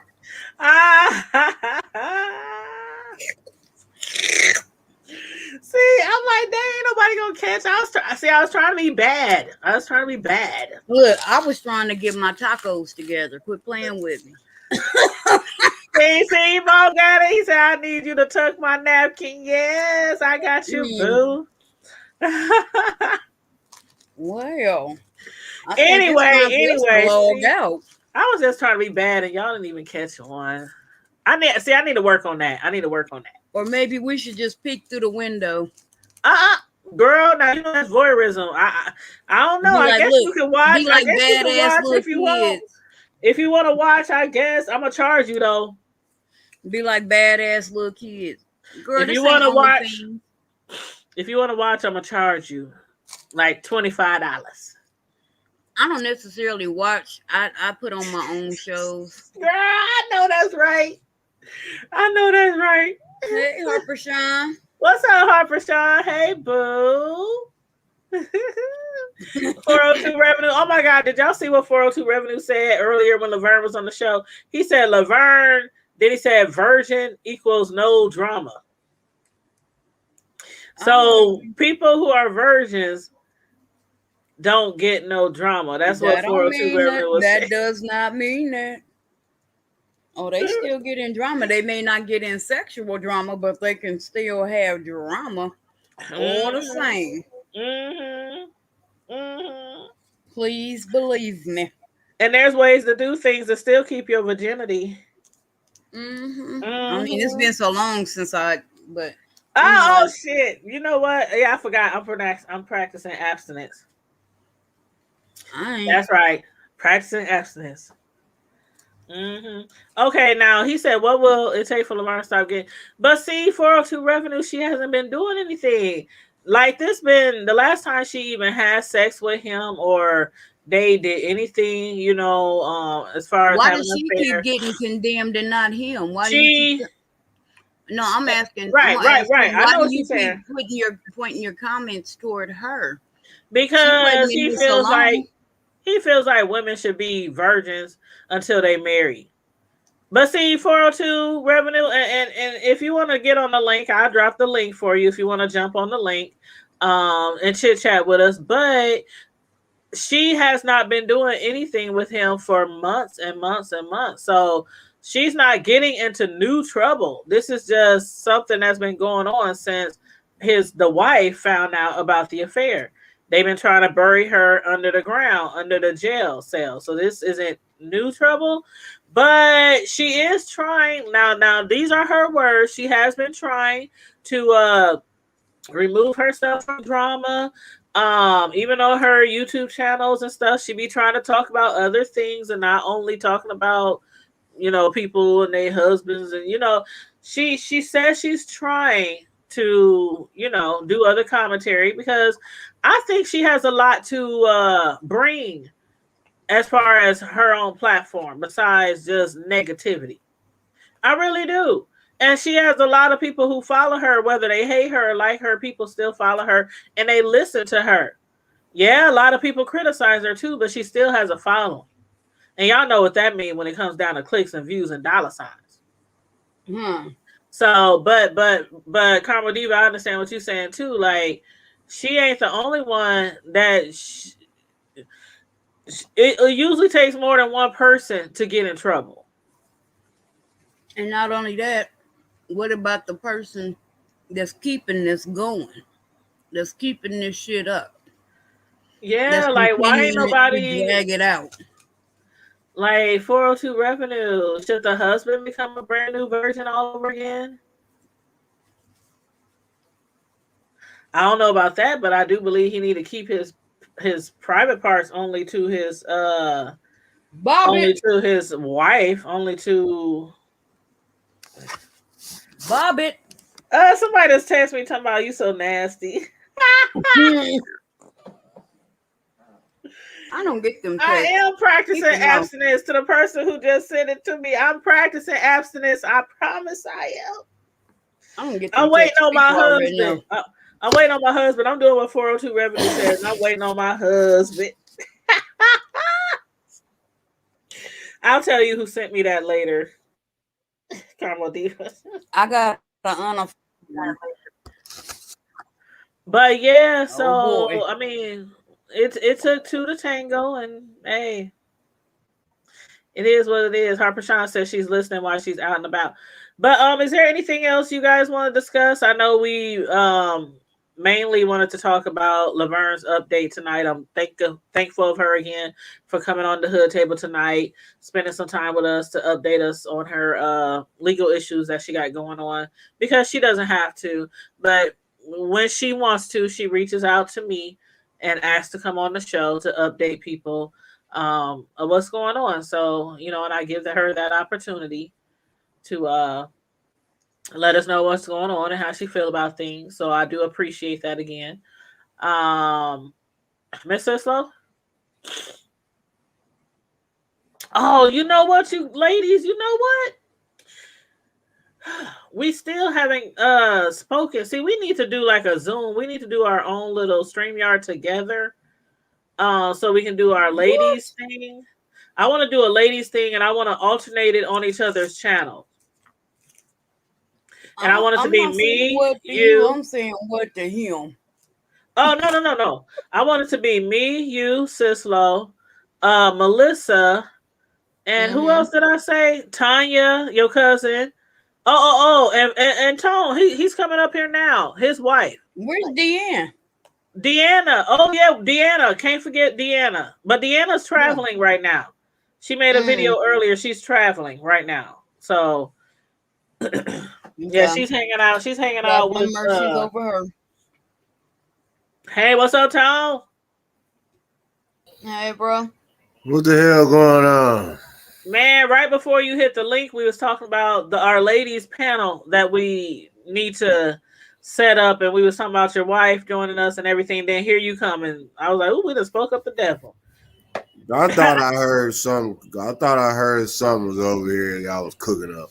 Yes, but we need to work on you and your wife getting y'all channels, because when we do our platform, I don't want it to always be on my platform. I want us to promote each other, and like every time we do it, whether it's once a month, twice a month, whatever, I want us to alternate each other channels so that we can all share views and clicks and, you know, subscribers, and you know what I mean? Yeah, I'm with it. I'm just, I had to, you know, I had to get trying to make somebody get a damn channel. Well, right. I'm trying. You know, I'm able to do it now because I'm, you know, I'm back to, you know, I'm back to running my own ship now. So yeah, but that's what's up. You know what I'm saying? So I had to get that situated. So now, you know, everybody, you know, anything they got to go through me. Mm-hmm. So I'm with that, you know, on my new job. So it ain't nothing with that, you know. So hey, I can get back to focusing on my tube channels. Now, what the hell is going on with you? That's what the hell I want to know. Yeah, you learn around looking all crazy, act like ain't nothing going on, and because you know, everything don't come up on my feed. But then when I seen the homie Curtis, he was like, I seen something he said. I said, oh, okay. So then I got to read. What the hell is Goat Mouth here for? What the fuck is her problem? What's going on? Somebody when you talk, talk about hey. Well, from what seems to be going on is, I guess the prosecutors, they're trying to get witnesses on their side to confirm that Laverne was taking pictures or something of the husband without his permission. You know? Thank you. That's the thing. I'm like, y'all really want us to testify to something we have no idea? It makes no sense. And it's not just they've been calling around to Tamika, the wife, been giving out all these people names and phone numbers. Who the hell is all these folks that how the hell she even getting folks phone numbers? Oh, because the people who like Tamika had my phone number because she was the first one to be interviewed. The wife. I did her interview first. Then I did Laverne. No, then I did hold on, who went first? The wife. The wife, and then Laverne did a few. And then he did one, and then Laverne did some more. So yeah, so they had my phone number because of that. Okay, so but the point is that what I'm trying to really conjure up is that the fact that so since her Titanic is sinking, I guess she want to drag everybody else up in there and let the band play while her ship's sinking. But it's not all the way sinking because her and her husband are trying to be still going happily ever after. No. When I say the ship is sinking, apparently that motherfucker's only staying afloat temporarily because if she's trying to drag other folks into you ain't got a damn thing to do with this. Okay, so if that's the case, then won't she go call the people that produce a little bootleg book pamphlet, whatever? Call them to the prosecutors to the thing. Call your little dusty ass neighbor. Call that nigga that you run around here, whoever, what little booty diggers, whatever. I don't give a damn what they doing. Call your husband or call some of his little. I don't know, but why the hell is you dragging people? Call some of the other females you've been fucking. Why is it that you dragging you? What the fuck do the hood table got to do with anything? What the hell do Tanya got to do with anything? In fact, that's like her dusty ass dragging me up in there because I got something to say. I wish you would. Please do drag me up in there because it ain't shit. I can get home in 12 hours. It's gonna be a whole bunch of. It's gonna be a whole lot of sparks. But just like Kara Ray said, we weren't there. So how can we testify to the fact that he knew of her taking pictures? And again, she said he was taking pictures of her too. So that's just like asking us to testify if he had her permission. We don't know that. But that's all hearsay. What I'm saying is that when legal shit get involved, why the hell y'all summons me? What the hell I need to be testifying about? Y'all better keep y'all keep on doggone that. What you need to tell these folks. So get you one of them old good old get you somebody like an old Marty or something if his stinking ass is still around. And he'll tell them to leave y'all alone. Cause see, that with all that what they trying to do, they on some scandal shit. Y'all want to get famous? Oh, I'll make you famous, but it ain't gonna be the famous way that you want to be. Because when you start involving people's lives and livelihoods, because for one, if you're not really careful on the way I'm looking at it, if they drag you too deep in this shit, they can start cutting and messing with your stuff that you got and been blessed and working your ass off to go on, and then you got to clean up your image and all this old stuff, losing support and followers because I knew the hood table just like all these other niggas around here always getting mixed all up in somebody's business and scandal. No. She need to go on run her life. But that would be every news person, every commentator, every YouTuber, we do commentary on things that are. One thing I don't do is go digging. But what I do commentary on is stuff that's out there in the public, news stories, gossip, celebrities. Okay, but check this out, sis. Was you there like an R. Kelly live video feed when he was munching on her groceries? Or when he was having her or asking her to poop on him? Okay, no. Was you there? Okay, no. Was you filming and taking any pictures of his musty ass nuts and stuff, all that old stuff, hanging all out? Okay, so what the hell do that? Them folks and it's not just me, it's other people. Other people Laverne was getting calls from all kind of people saying the prosecutors called me to testify that he didn't know. So, like, people's like, how the hell is we supposed to know? Like, it's stupid. They're just doing anything they can to get her locked up. That's all it is. Like I said, but see, Karma. But the laws. She big mad. The laws are cause and effect. Okay, the laws of cause and effect is not going to allow that to happen. If she try to ruin this woman's life, I can guarantee you, the shit that she's going to have to pay for is going to be costly more than money, and it had nothing to do with nobody getting hurt. She's going to lose everything. And when I say everything, she's gonna go from steak and potatoes to noodles and spam. Or a wishing me sandwich. Or you're gonna be in chapter 11 and 13 at the same time. It's just sad. I mean, I just can't get over the fact that you forgave your husband's infidelity. He cheated on you for over a year and a half and did all these things that some people would consider gross and despicable in the bedroom, and you forgave him and accepted him back. Like, you are sleeping with this man who did all these X-rated 50 Shades of Grey, R. Kelly type of shit. You allowed him to stay in your bed, but then you all go these after the woman. Depraved and sick things. I mean, urinating on each other. I mean, all kind of stuff. If you piss on me, you better be having a pissy dream. Laverne admitted it. He admitted it. They did these things to each other. You accepted him back. Sus, you accepted him back. You know what's Didn't he smell like shit and piss? Like, I mean, yeah, pooping and pissing. I can use all kind of respect. I can't kiss you. I don't want to sleep next to you. Thank you. You accepted him back. I'll be pissed off. You know what adds insult to injury, though? The fact that he did it all and he used their deceased son as part of his excuse.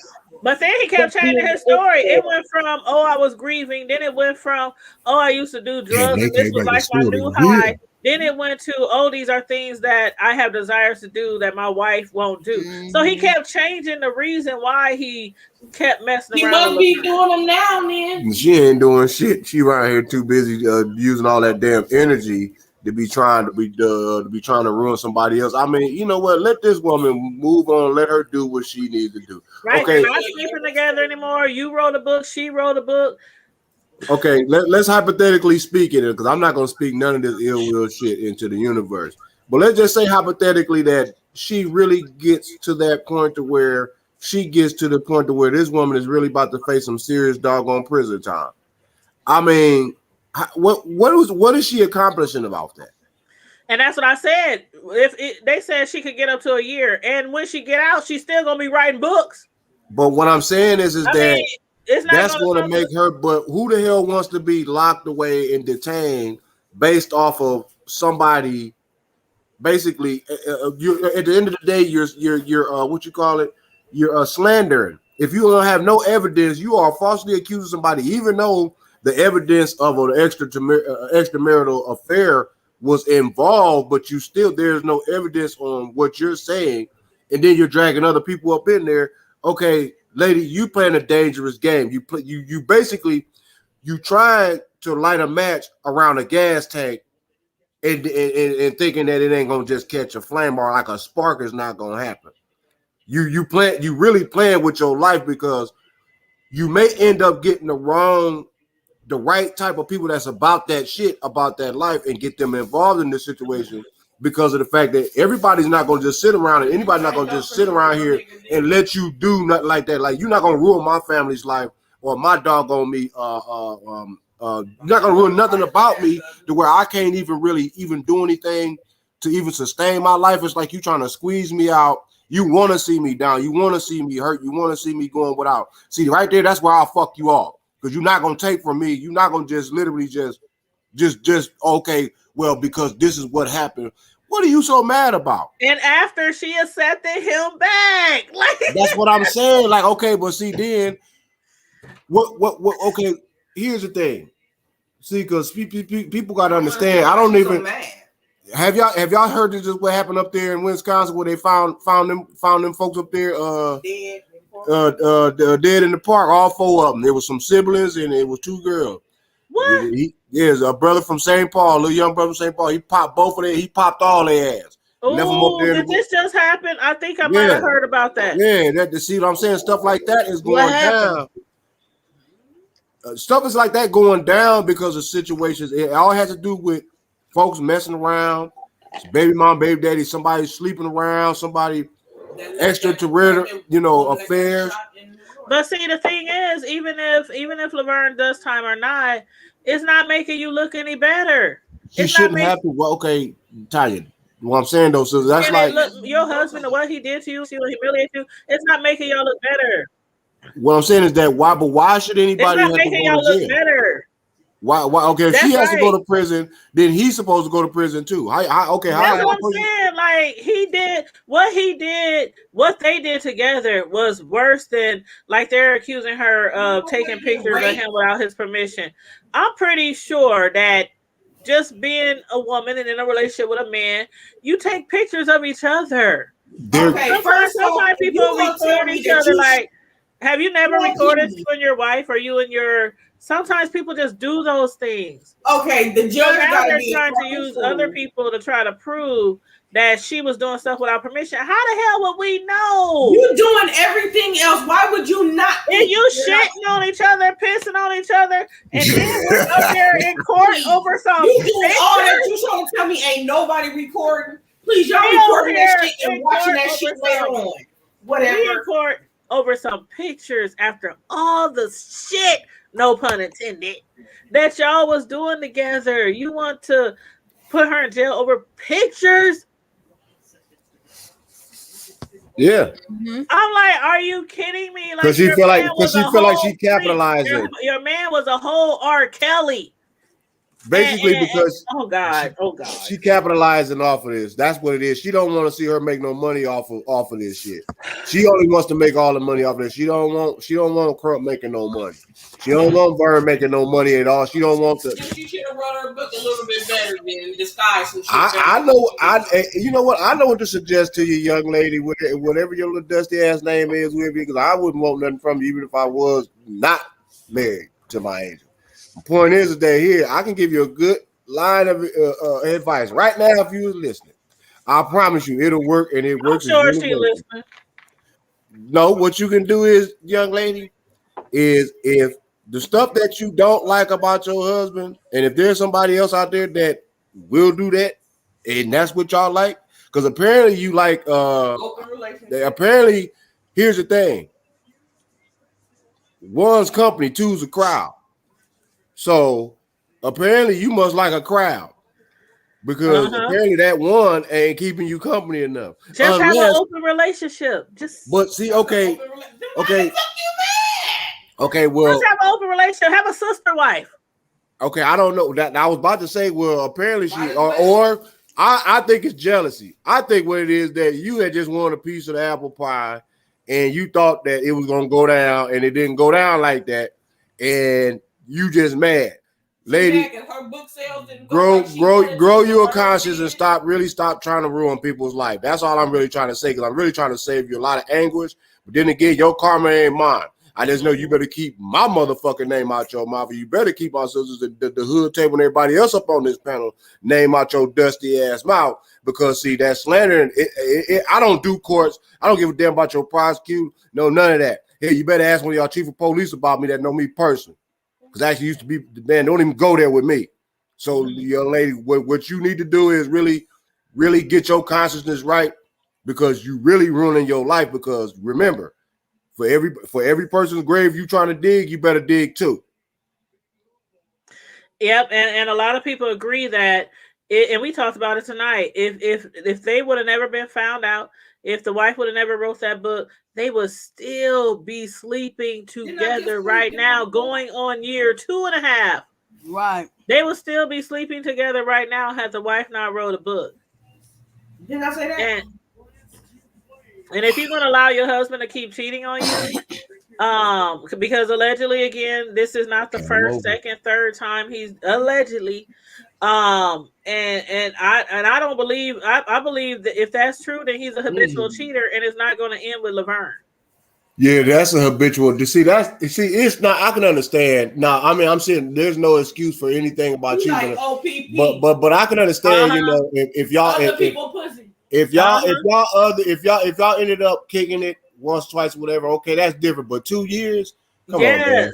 Once or twice, that's what I'm saying. It wasn't no hit it and quit it. It wasn't no one night stand. Y'all had a full-fledged relationship. Buying her gifts, paying for her hotel, her flights. Y'all had a full-fledged her engagement rings and all kind of shit. And then y'all in court because you claim she took a picture without his knowledge. Come on now, this is ridiculous. For alimony. Already married. This is ridiculous. It's a bunch of nigga shit. That's what it is. And somebody, like I said, she needs to like really pipe that shit down, because everybody's not playing. You're going to keep on trying to drag folks into your shit, and you're going to get your ass hurt. That's what's going to happen. It's going to go far beyond some funky ass testifying, some goddamn book writing. The next book you're going to be writing about how you got your ass drugged through the mud, damn near got your head cracked off your shoulders. Because people is not gonna be playing with your ass when you run around here slow. You can't be lying on folks. That's just point blank. Okay, we know, the world knows, whoever all knows that this girl, this young lady, and your dusty ass husband had an extramarital affair. Okay, whoopity whoop. He liked to munch on ass. It's me. Hey, Carrie Ray. Hey, the whole table. Hey, Hey, I was just everyone. making sure it was you, honey. Being safe, honey. He like just because your husband like to do all this old other stuff. Okay, what the hell do that got to do with what everybody is? See that I'm so tired of people, and particularly our people. We already got enough damn problems among society. And look. She up here worried about this woman who up here and basically almost bled your funky ass husband dry with his dusty ass. And now you want to turn around. Look, man, they bringing all these. You see what they doing to folks? They evicting folks, putting them out on the damn street, regardless of getting the money or not. Man, we got too many other damn issues going on. This old goat mouth ever worrying about somebody taking pictures of her. If you don't take that little rugrat looking ass Negro that you got laid all up with his old dusty ass on some goddamn where, go. If I was Laverne, just go file a counter suit. Sue her monkey ass, get her for it, man. Take all her shit. Take her cricket, take every damn thing.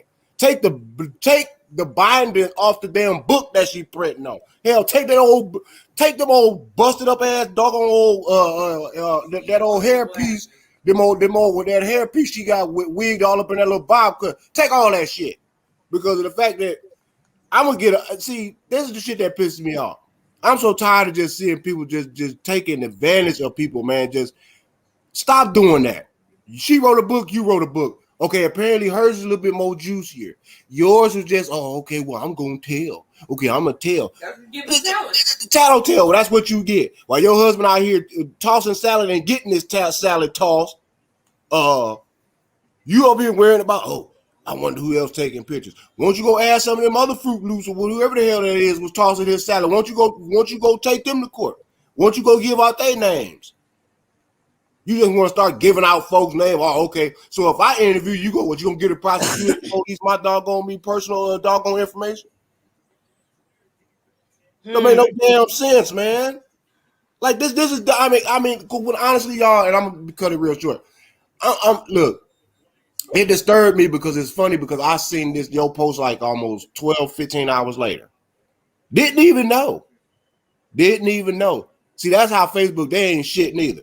But I seen it, and I'm like, hold on, what you mean you talking about this legally that you can get drugged to court and jail? What the hell? Where did that come from? A simple ass doggone me interview. Somebody building up their doggone YouTube and podcast, and now all of a sudden you got to want to put trying to drag you and everybody else all in through the doggone mud. Hey, like, Carrie. Like, come on, man. Like that's man, that ain't even cool, man. Carrie? I'm back. It's me.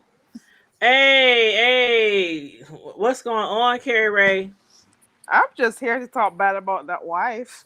I mean, please let us know how you feel about what's going on. I just remember the day she came. Well, hi everyone. Hey. Peace. I just remember that day when that wife came on to come and promote her book. And she was coming on like she was all this goody two shoes, like she was all that, coming with this positive image, talking about gaslighting and stuff. We knew what she was talking about. We knew what that book was about. Then her husband, she needs to realize she is not doing it for her husband. Not he at all. is not satisfied. He is not satisfied with what she has given him at home. Not at all. Because he would never be looking out there to find other stuff, other people to do, the nasties with and stuff. So she just needs to understand that she's not satisfying him and he will never be satisfied. Just imagine how long he's been cheating on her and what other things he's been doing that she hasn't heard of. Now, when he came on to do his interview, that was hilarious. Oh my God. When he came on, I wasn't ready for that. You could tell it's the wife that set him up to do that interview. Oh, yeah. You could tell.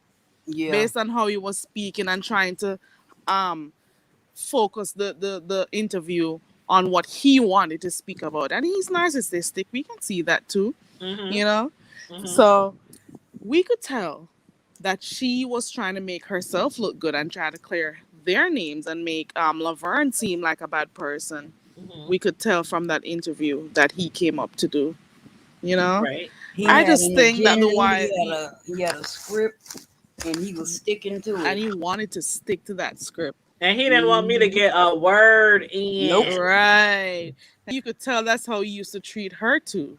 You know? Yeah, I kept imagining in my head. I'm like, I can picture this being in a relationship with this guy and picture him talking to women a certain way. I'm like, Manipulative. And I kept yeah, inboxing Tanya to let me in.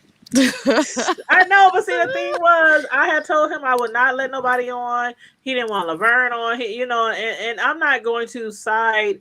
You know what I mean? I'm not going to lie to my guests. If I tell them I'm not going to have anybody else on the screen with us, that's just what I'm going to do. And that's I why when did not Laverne have called Laverne in, on there, but right, because I had people hitting me up, inboxing me, texting me and everything. Let me on, drop the link. And then when Laverne called, she was like, put me on. And I asked him, I said, would you like for Laverne, or Laverne wants to come on? And he said, nope. I'm out of here. He didn't even wait for me to say, I'm not going to let her on. I was trying to say, I'm not going to let her on. And he was just like, I'm out. And He ran. knew Laverne was going to speak the truth. That's why. He ran. I was like, he left his shoes. He ran. he put them Reeboks on and he was gone. I don't understand. Why is it that he is the one who went and stepped out of the marriage, you know, and brought their name into disrepute, you know? He's the one who stepped out doing the nasties with Laverne. And the nasties in quotation marks. And the wife, instead of her anger being aimed towards him, she's upset with Laverne. How does that work? You know, like, how does that work? I don't get it. And also, I would be afraid, like you said, and other people have said, I would be afraid to even want to be with that man when I know this is the stuff that he enjoys. And I'm not pooping and pissing on nobody. And I'm not letting the things that they did. And like I said, I'm not judging. He's not going to kiss me swear after to God, doing all of that nastiness. You do whatever you want to do in your bedroom. I am not judging. But how can you compete with some stuff like that? Like, right.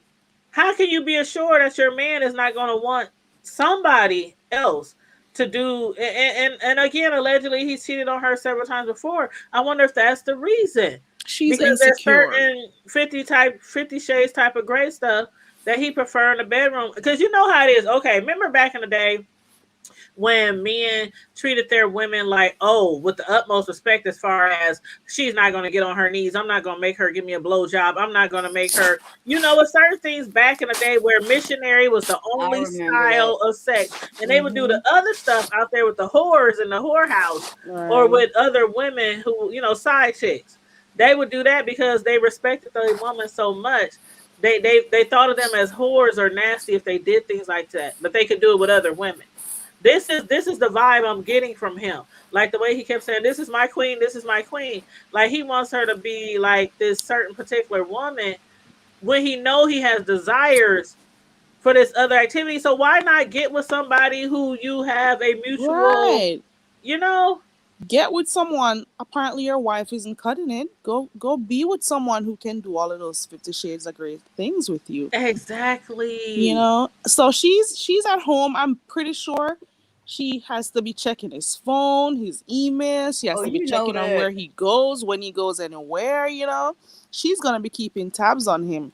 But I'm going to guarantee in her you mind. This. But she's she not may happy. be doing that, but he own a booth store. Trust me, he got a burner he using. Right. There's no way she's happy in that marriage. Absolutely no way. She may be telling herself. Carmel Diva. Oh, I'm sorry, Carrie Ray, but now that you mentioned that, Carmel Diva, I wonder if he does have other phones that he used that the wife didn't know about to take pictures and all that stuff like that, because Laverne said they were taking pictures of each other.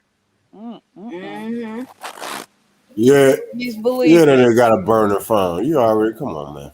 He own a booth store. Yeah, he got a burner. Trust me. Off top, a corporate one at that. He's gonna find time. He'll make time to do his nasty. So she cannot monitor him for 24 hours. She can't monitor him all the time. So she's gonna be doing double work to be following him, doing her regular job and so on. Because there's no way she's comfortable. She's not happy. I would never sign up for that. And type she's of trying to job. make the other woman, Laverne, suffer. But she's the one who needs to see that this marriage is not making it because Yeah. he doesn't love you. He stepped out of the marriage, you know? Yeah. And I done been cheated on before. A lot of women have been cheated on. And my thing is, and most people who know me really well know that once somebody cheats on me, it's a wrap.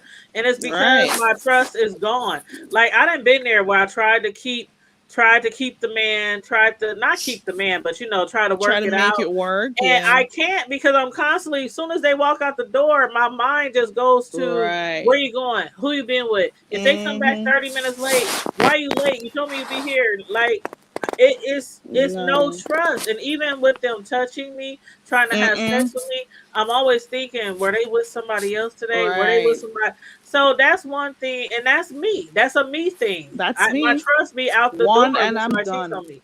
You cheat on me once, that's it. Yeah, we don't need to talk anymore. What we doing? There's ain't no nothing left. counseling. Ain't no. I'm always picturing. You made up your mind to doing cheat, something. you know. Yeah. So we don't need to be together. Go and find the person that you want. Go and be with who you want. Don't be cheating and coming back to me. I'll step aside. I won't. Yeah, go I ahead. won't Be slow you with. down. Be with her. Do what you The do. women who stay, like I said in my Facebook post, I said it's your choice to stay with your man who cheats on you, publicly humiliates you. It's your choice. But if you make that choice to accept him back and all that, you should just leave it at that. Why keep going after the other woman and accept your man's faults, but you're not going to accept this woman's faults? I have she should be never gone targeting after that a man, woman not for that. Laverne. Laverne. How do you guys pronounce her name? Laverne. Yep, Laverne. Yep. Okay, Laverne. It's sad, and that's what gets me. Is like we cannot stress enough how they both were wrong. They both were dead wrong. The husband and Laverne both were dead wrong. But I think that she's dead wrong to keep trying to drag her to jail. And you accepted everything that your husband did. He done made everything he did to this woman public, on a public platform for thousands of people to see. And you still accept his butt for years back. to come. For years to come. And you still accept him back. That anger and should be trying to going drag her towards through that jail. man. Why is it at Laverne? The man in your house. You are married to that man in the house, not Laverne. Laverne is not a part of your marriage. Right. Yes, she didn't owe her no loyalty. Wrong. But the man is in your house. He's the one you deal with. He's the one who stepped out on you. You don't try to go skip over him and go to Laverne. Deal with the man in the house. He's the one that stepped out on you. Your anger is misplaced. Yeah. Right. I don't understand why people do that. If I'm in a relationship with someone and my man cheats, I'm not going to be trying to attack the girl. Yep. You and know? That's the thing. I didn't have men cheat on me him. before, and I never went after the woman. I never went after the woman. It's like, okay, you cheat on me, be gone. We either gonna work it out or we're not gonna work it out. Of course, in end result was we didn't work it out. But I didn't call her, I didn't stalk her, I didn't go by her house, I didn't hit her up in Facebook. It was like, do you? That woman don't owe you anything. But it's all of she's just being, like I said, vindictive right now, and she's a scorned woman, and she's scorned at the wrong person. This is a hurt, broken woman, and she wants to break another woman because of the fact that her husband helped break her. And again, she has every right to be upset with the other woman, but it's not like I just hate it when women take way more of their vengeance out on the other woman than they do on their husband. It's just not fair. It's just not fair. And like we said earlier, it just promotes more cheating for men. All it's saying to them is, I can keep doing what the hell I'm doing. My wife way more mad at her. The repercussions. Yeah. It's no repercussion. If you stay, what is he learning? He's learning that my wife is. That he got to cheat better. He got to find a better way to do it. Yeah, he got to cheat better and make sure the next one don't take pictures or don't keep proof and don't know how to write books and don't know how to write books Yeah, don't know how to write books. Matter of fact, make sure she illiterate. Yeah, make sure she illiterate on the yellow bus, the short bus. I bet he never knew that Laverne will be on.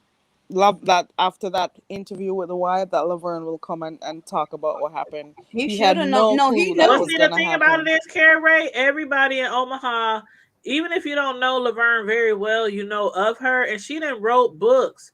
Like if you look her up on Amazon, she done wrote some books, some very controversial books. Laverne done been in some legal shit before, which is one of the reasons why she no longer stays in our city. And that's why I think that's why she doing this. And if you read, or if you knew of the story, like she done been involved in some shit. Okay? High profile shit with high profile people. So that's why a lot of people call her a celebrity in our world of Omaha, you know, a local celebrity. But even if he didn't know her really, really well, people know of her and have heard of her. And if he's ever heard anything of her, a lot of people is like, why would you even mess with that woman? Do you know she done wrote books about motherfuckers that she done shit with? Like, you know. So I'm sure he knew of her. He probably didn't know her very, very well. But, hey, he made that choice regardless to step out on his wife with one of the most famous authors in our city. Right. Ooh, child. And she told him, she said, please tell her don't put that book out, because if she put a book out, I'm going to put a book out. And that's what happened. That's what got it all started. That's what got it all started. Hey, Melissa. Hey, Boo. I want to put a book out. Hey, we all should put a book out. Carrie Ray, get your book ready. And we all going to start writing books. Miss Sislo already working on her book. If I put one out, people gonna be mad. Because I am so politically incorrect. I am, and it's gonna be, when I tell you this gonna be juicy, baby, he gonna hate me after this one, because this is gonna be all the truth. And I'm gonna be like, ooh, I know her. I knew her before she was famous. Ooh, because I think you gonna have a good book. There's a lot of people who have a lot of things to say. And if everybody wrote a book, man. But my purpose is not to hurt anyone. My my whole purpose of writing this book is. All right, Carrie Ray. Thanks for jumping on, love. Thank you, Miss Carrie Ray. Yes, boo. But my purpose is to let everybody know that there's a life after the death of a relationship, or life after death, period. You know what I'm saying? Because I mean, I went through some stuff. I really went through some stuff. And the stuff that I went through shouldn't have happened in the church. Thank you, Melissa King, for the red solo cup fund. All right, Miss Carmelina, we better get us a drink. Y'all know when we get our super chats in, we be splitting that shit. So I gotta split it with my girl. Thank you, Melissa. Lord knows I need a drink right about now. But I'm sorry, Miss Sislo. I like what you were saying about life after. Like, what is the name of your book going to be? The Last Shall Be First Lady. Oh, wow. Well, from that. From the scripture that says, and the first shall be last, and last shall be first. The last shall be first lady. I like that. Yeah. Yep. I really love your story. I'm telling you, when your book come out, we're gonna be promoting it to death. Like, seriously, I really and the people love you too, boo. The people who don't know your story, I'm gonna drop the link in the chat for the people who have not heard your story, heard your interview, because it takes a lot. Okay, for somebody to be cheated on, be involved in the scandal, yeah, it takes a lot for them to come forward and talk about it.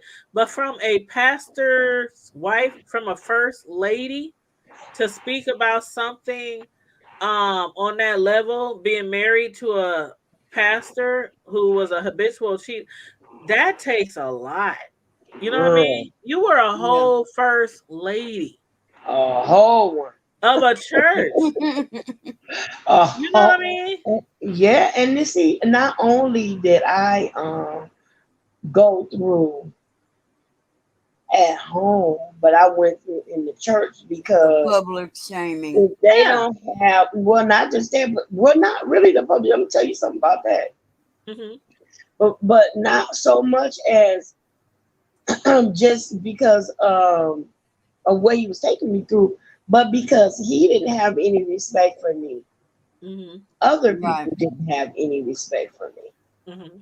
And no one had respect for our relationship. So, and the other thing, what you were saying, it's like, the public shame part about it. I could go anywhere with my head held high because of the way that I handle myself. But him, on the other hand, Hmm. it was so scandalous the way that he carried himself, and then the fact, like, people are going back in their minds saying, "Man, and you had us thinking this, and you were telling us that, and all along you were doing XYZ, and Yep. we were doing this for you, and we were doing that, and this, that, and the other, and we were buying you Jaguars and all this other kind of stuff." And she was walking. Yep, and I just dropped a link. If y'all missed me and Miss Sislow's interview last year, I interviewed Miss Sislow regarding her being a first lady and being married to a pastor who was a habitual cheater, who also tried to bring women to live with them. I remember all that. The title of the video. Brought the woman in my house while I was at work. Yes, Oh, and the no. title of the video was called "Interview with a Former Pastor's Wife." A former pastor's wife shares story about her husband and pastor and his mistress. So that's the link I just dropped. That is Miss Sislow's interview that we did with her last year regarding her pastor of a husband who was a habitual cheater, and she's writing a book. She's in the process of writing a book, and I cannot wait till your book is done. That's gonna be done before Christmas. And love you to life too, Melissa. You know we love you, girl. Love you too, boo boo. Always. Yep. And again, my story is not to damage or anything, but I feel like I lived it. It's something that I say what might help save somebody else. Especially first ladies. Like, Sislo, how many, like, on a percentage, on an average, how many first ladies do you think are married to pastors who cheat on them? Oh, I think it's really high. In my opinion, at least 80%. That's off the top of my head. And they are usually with members of the church. Yeah. Like, I knew staffers. I knew pastors who had two or three sets of kids, and some of them were all in the same church. All of the church. They were raised going. They knew each other. They knew each other. And that's when you should just have sister wives, or that's when you should just practice. They weren't complaining. They weren't complaining because it was just the way it was. No. It is, this is the old school down south way of doing thing. He played it. Mama said, if he don't whoop you, he don't love you. Or Mama said that you better not. And that man paying the bills, you just hush your mouth and let him. And that's how it was back in the day. If your man strikes you across your face, I'm gonna get you with this one. How about this one? Mama said, do what you got to do to keep the family together.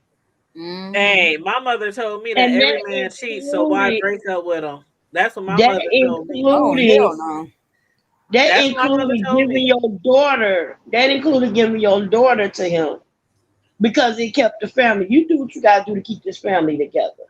But that's how it was back in the day. Women were like they couldn't afford to do anything without a man back then. Hey, Vibrant Lord. They survived. They were so reliable. They were so dependent on a man to go out there and work and provide for the homes. And I'm telling you, that's what that's what my mother told me. She said every man cheats. So why break up with a man to go be with another man when every man cheats? That's what my mother told me. Did I believe that was how we should be like as women? No. And that's why when a man cheated on me, I broke up with him, because although even if I did believe that every man cheats, again, I don't have the mentality to lay down with a cheater. I don't have that mentality. My mental is all jacked up. Like my aunt told me the best advice. She said, "You can be a fool, but you ain't got to be a goddamn fool." Right. So, what's up, Vibrant Lowell? Hey, Vibrant Lowell. And see, and my mom told me that, you know, I had a daughter, and she told me that nobody no real man want a ready-made family. So I didn't think that I could do any better, which is why I stuck. You understand? And then it was like, I'm thinking like I would never be able to get anything better. I better go with somebody who act like they love me and treat me like they love me or whatever. But it was like, and the crazy part about it, that there were telltale signs all along, but I was just blind. And my nose was so open to the situation. And once I was in it, I was more intrigued with trying to keep it and save face as opposed to being happy and doing what's best for me. Right. I mean, this is a little spoiler alert, but there was a time when I was pregnant with my first child we had together, and he, I'm just gonna say, got me sick while I was pregnant. I know what you're saying. He was out there doing what he do. Reading between the lines. That's what we're doing right now. And I almost lost my daughter because of it. Bob it. Oh, Lord Jesus. See, you can't keep telling people to bob it. Lorena bob it. Karma Diva. Bob it. I've been saying it all night. Bob it. Lorena bob it. We can't cut off the pain. Oh, she cut it and glued it, didn't she? She cut it and threw it on the side of the interstate or something. I don't know. Yep. Oh, okay. Monique said she cut it and threw it amongst the forest.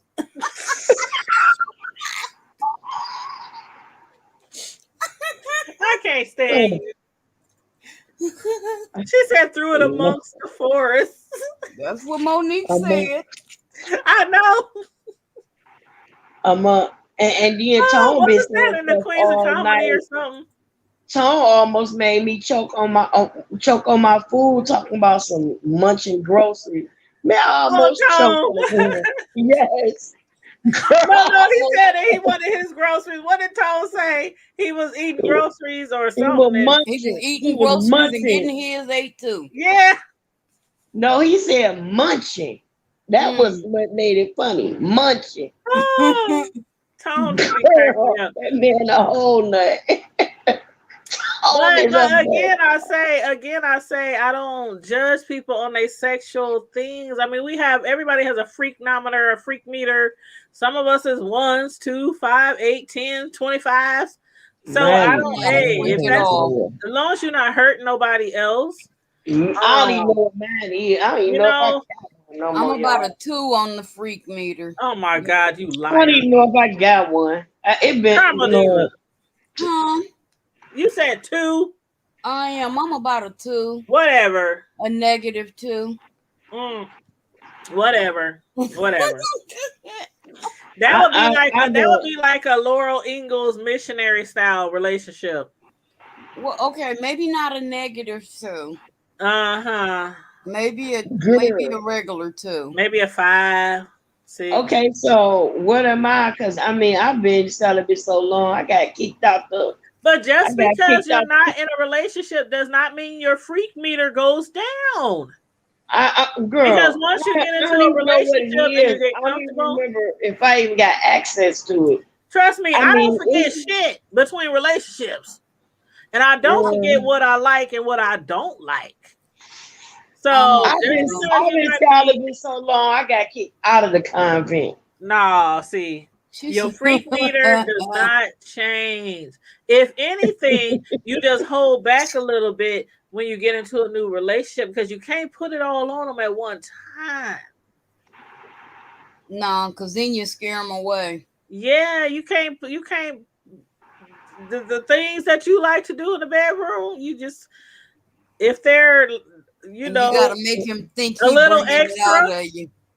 If you like to swing across chandeliers blindfolded with your hands tied behind your back, you can't just put that on him on the first.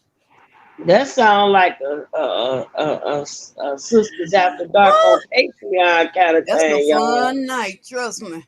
That's a Patreon or day, whatever time of the day you want to get it in. Girl. See, when it comes to sex, it's child. Might have to get an OnlyFans. See, but I'm only a two. Hold on now. You'll get me kicked all the way out the church. Come on, get an OnlyFans. I don't need no OnlyFans because the things I do, I'm not trying to show everybody now. No. I'm not trying to show everybody. And even if I was a 2 or a 1, I still see some people put that shit. And you heard that IG is going to stop the for people having sex and all that kind of stuff on the OnlyFans. They're going to put a restriction on that. And that's where a lot of people do it on IG and stuff like that.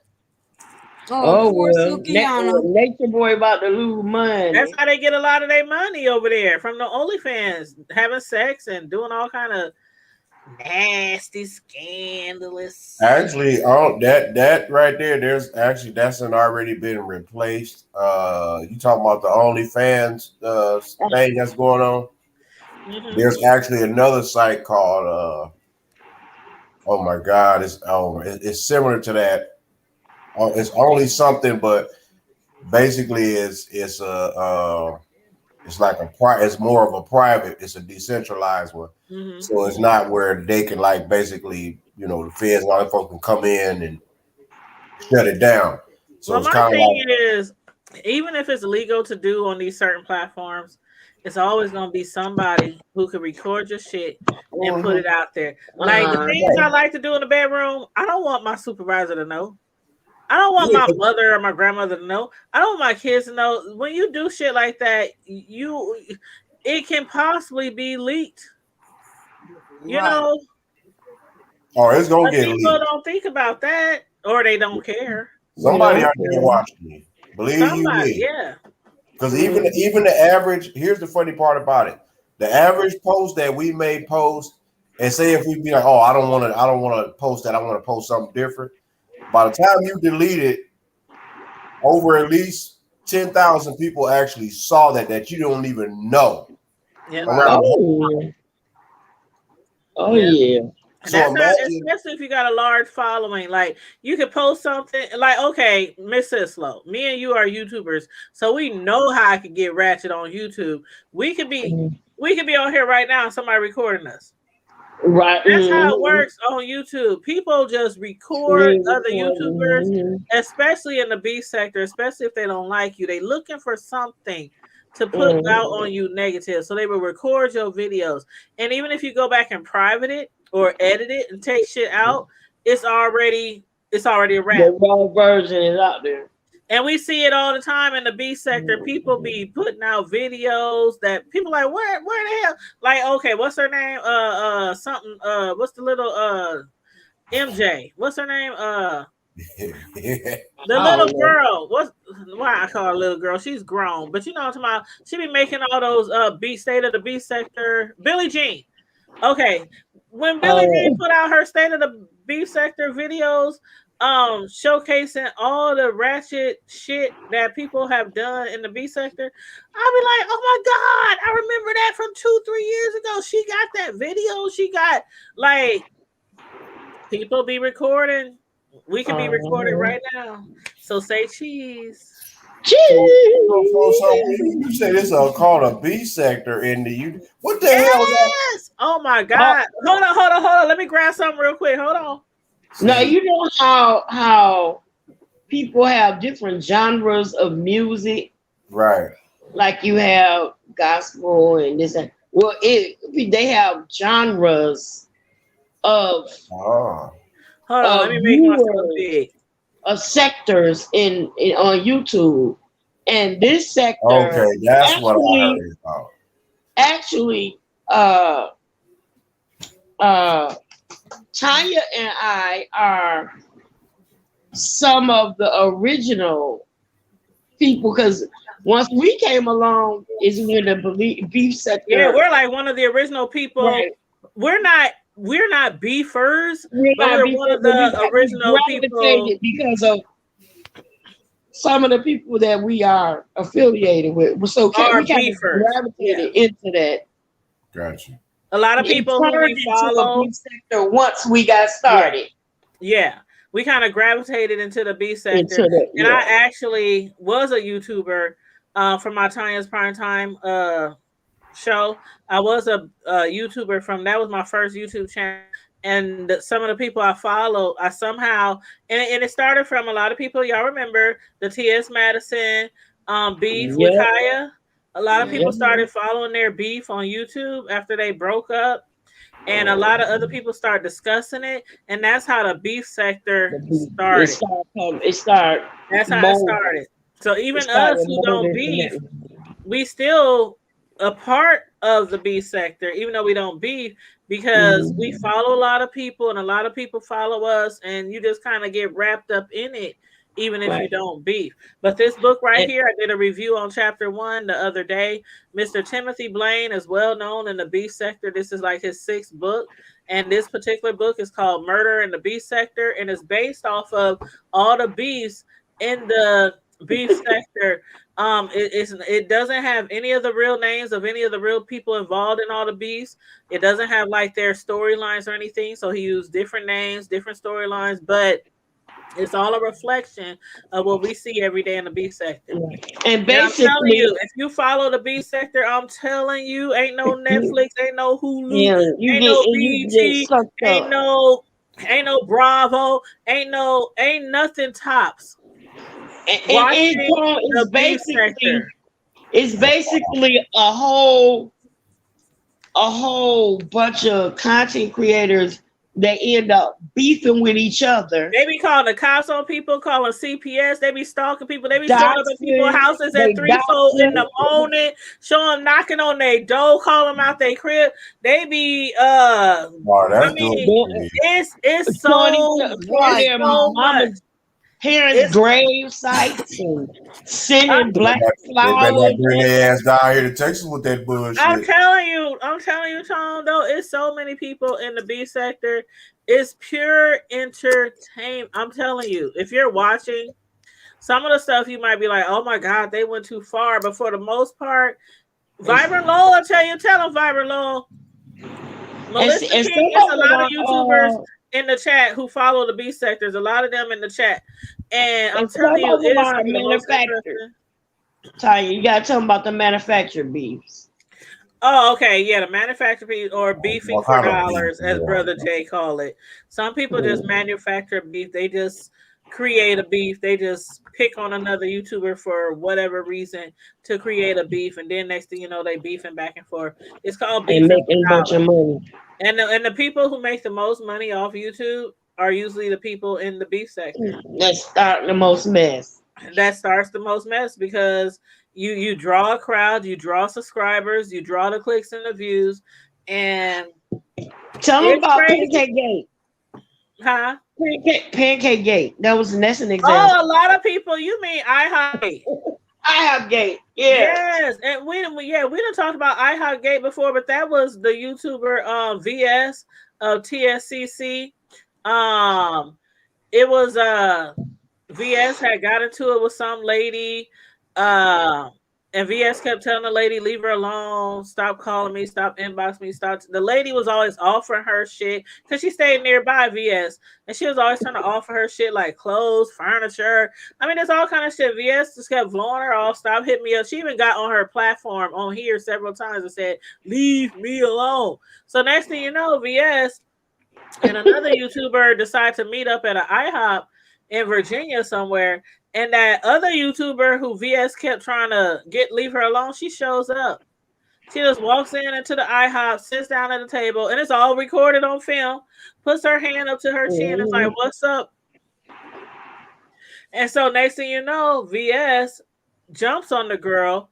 VS ends up in jail. She ends up banned for YouTube for 3 years, banned from all social media for 3 years. And she had a huge following. Like a lot of people still support VS.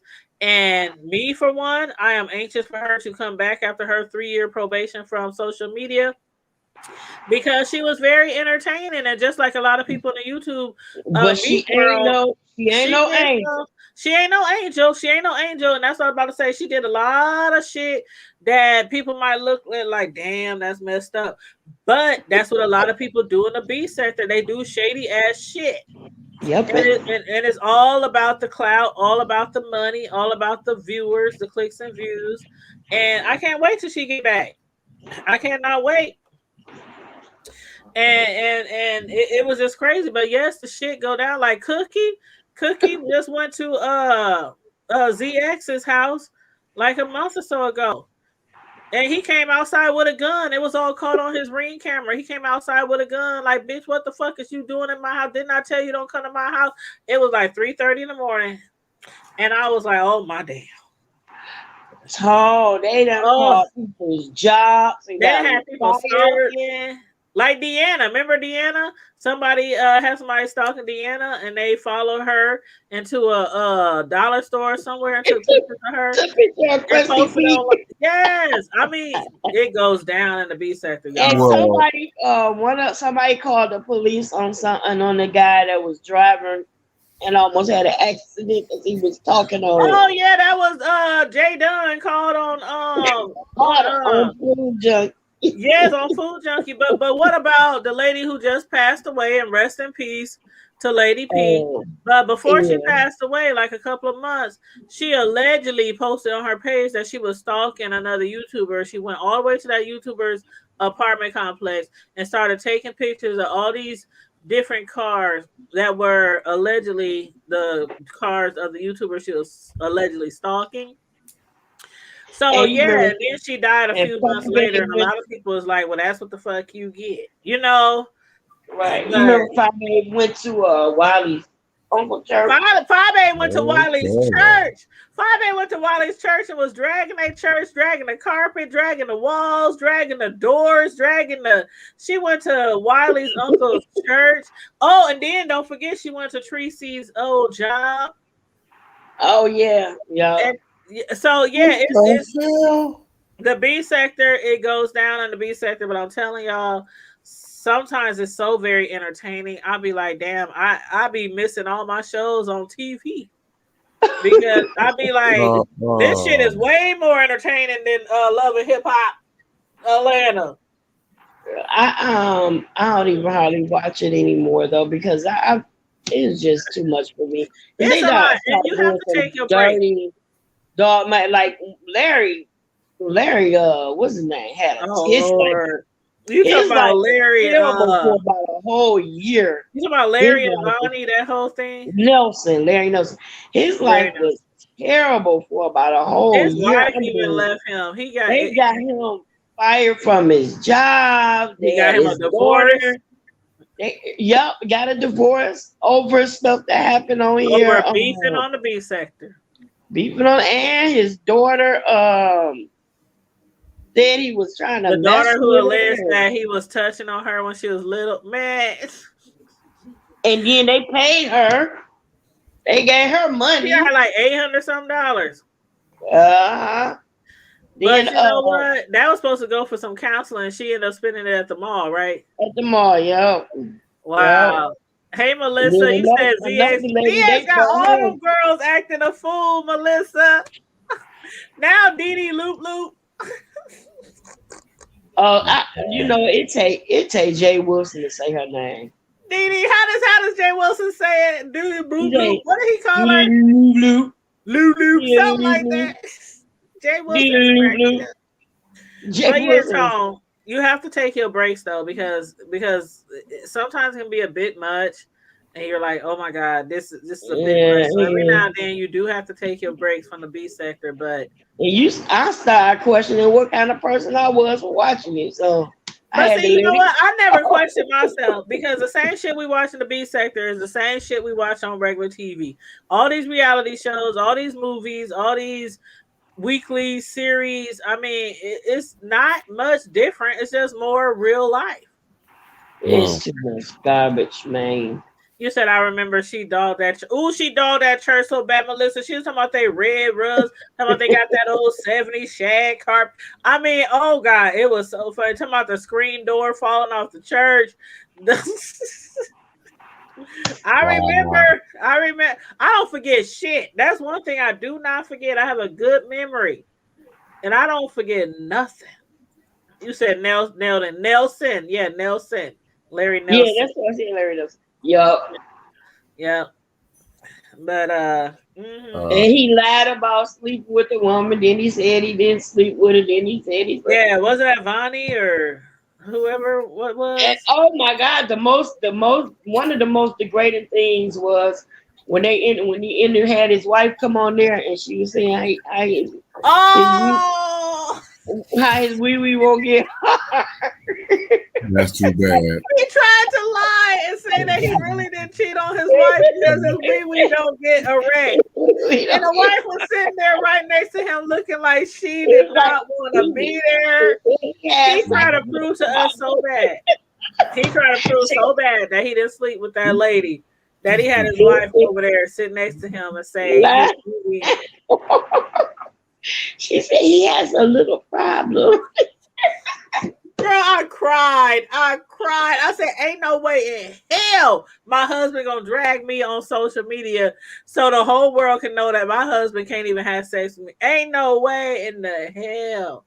And then come to find out he really did have a relationship. I'm gonna holler at y'all later. All right, boo. Was it the wee wee? The wee wee that took Caramel Diva out. The wee wee checked out.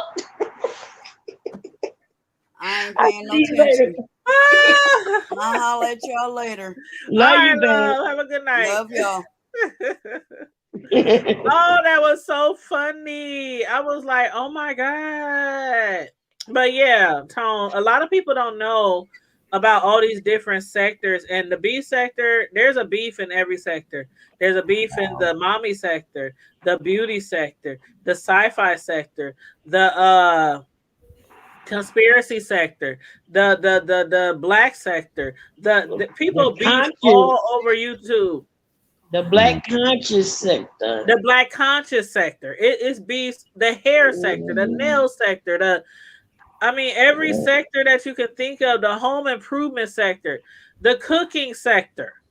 Yeah. YouTubers, big YouTubers, they be beefing with each other. Yep. And the content, like just the regular, like my girl T, what's her name? The little bitty one, and her and Tasha. You talking about Lovely T? Lovely T, yeah. Yeah, Lovely T and Tasha K, they had a big beef. Yeah, they fell all the way out. They ain't even friends no more. That's too bad. Yeah. That was crazy. I mean, I wouldn't have known about the B sector had I not started following Kaya and T.S. Madison and Maddie. But yeah. You know what? I can see that because it is every damn thing in the world so drama related now. So basically, they're just capitalizing off of, basically the stuff we see on the daily.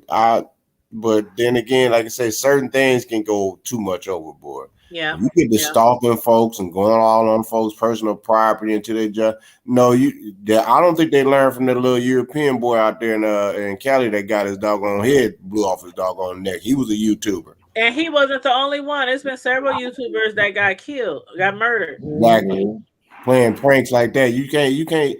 Okay, I understand, to make a joke, but when you get to going to people's personal, like you showing all up on their personal property, home, all on their jobs. Like, come on, man. Like, there's a line that you don't cross. And a lot of people can be coming to your house and they don't know what you got in that house. They don't know who you got in that house. Like when like we from the hood. So a lot of times you can come to somebody's house to argue with them and there's 20 niggas coming out there. And you just don't know. And then not only them, but the neighbors. Like when you come to certain neighborhoods and try to approach somebody or confront somebody, you never know what's going to happen. You never know what to expect. You never know what to expect. And a lot of people like me, we stay strapped. So, you know what I'm saying? You coming on people's property over some YouTube bullshit. Yeah, you playing with your life. You are playing with your life. You're playing with your life, period. That's even out in public. Serious. And a lot of shit, people don't know how to leave on social media. They don't know how to leave on YouTube. They have to take it off of YouTube and get into your personal life. And that's where the doxing come in. People breaking their neck to find out where you work, where you live, where your mama live, where your kids go to school. Like how they follow VS. Remember, Mr. Slow, how they stalk VS children? Somebody went to VS school, took pictures of her children at their colleges, and took pictures.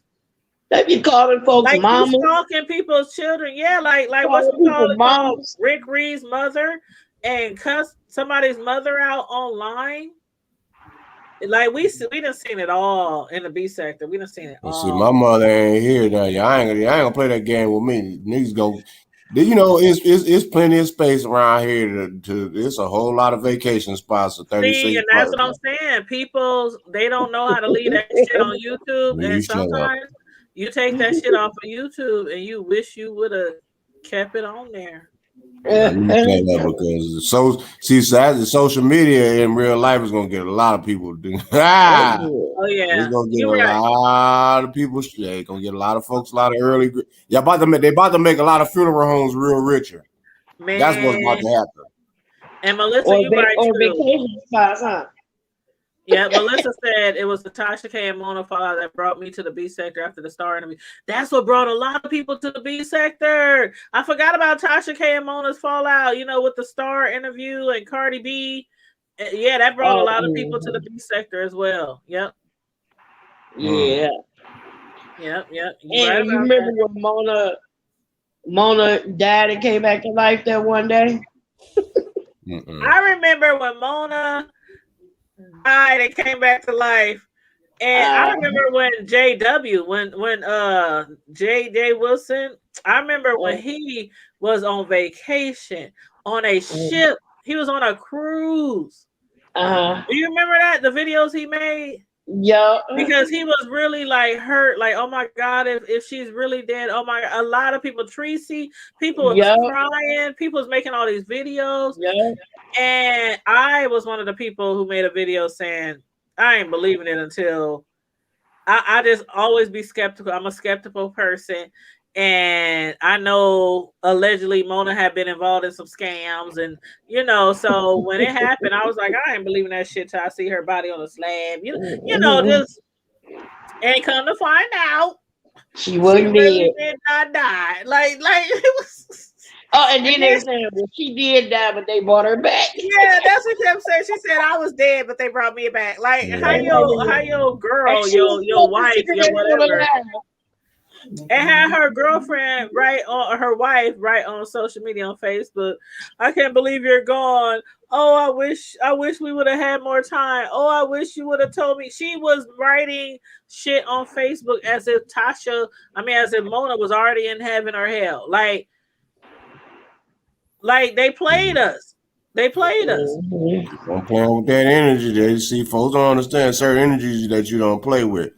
But I'm gonna tell you, when that man show up, he ain't showing up to be talking to you, talking about let's sit down. Remember that joke? He ain't gonna say nothing about you. Remember that joke? Nah, nigga, the joke's on you. I don't play with death. Yeah. I don't play with death, and I don't take victory or joy in anybody dying. No. Well, unless you're a pedophile. Somebody deliberately did something to me, hurt me, attacked me, or something like that, and hey, okay. Karma's a bitch. Unless you're a pedophile. Right. You got to go. rapists and all that. You gotta go, man. I'm sorry. That's just like what I seen with that thing with Simone Biles and them. That funky ass Fed agent. I'm so sorry. No, y'all not. They're what not. Y'all need to do is y'all fired that little dude. No, he need to be. Look, we need to take it back. Certain things just need to take back under the jail. No, certain things just need to go back to certain things just need to go back to public execution. The person that you offended, predator preying on all those young athletes. That's sad. The people that you offended, just like in some of them other countries, they need to let their families go out there however they want to do. You stone you to death, beat you to death with a brick, or cut your head off, whatever they want to do. That's what your punishment need to be, because there's no way in the world that y'all gonna sit around here and just really just like next, that's the only thing that you come to tell us is that this guy, these people sexually molested y'all or did whatever. Okay, what's new? That's basically how they looked at those girls. Like, what's new? Yeah. See, they society. It happens so often. That's the problem, though. So see, because ain't nobody putting it. Folks, they ain't putting these cats in unknown locations. They give them like 5 years, 10 years. No, they need to make forensics step their game up. Then I bet you when forensics start stepping their game up, I bet you when the doggone me funeral homes stuff start getting overloaded calls because they finding folks dropping dead like flies, then we want to talk. Because then they get to talk about we can't do the vigilante stuff. Well, shit, y'all clowns ain't doing shit. Y'all sitting around here letting these grown ass men molest these doggone me girls and these kids, even these little boys. Y'all letting these folks around here, these kids running around here robbing these elderly folks and beating them and doing all kind of crazy shit. But y'all just let them just do whatever. But then kids selling drugs get more time than grown up predators. Here's the thing. It's funny, like with this clown that I don't know if that was the senator or the ex-president that the man that killed.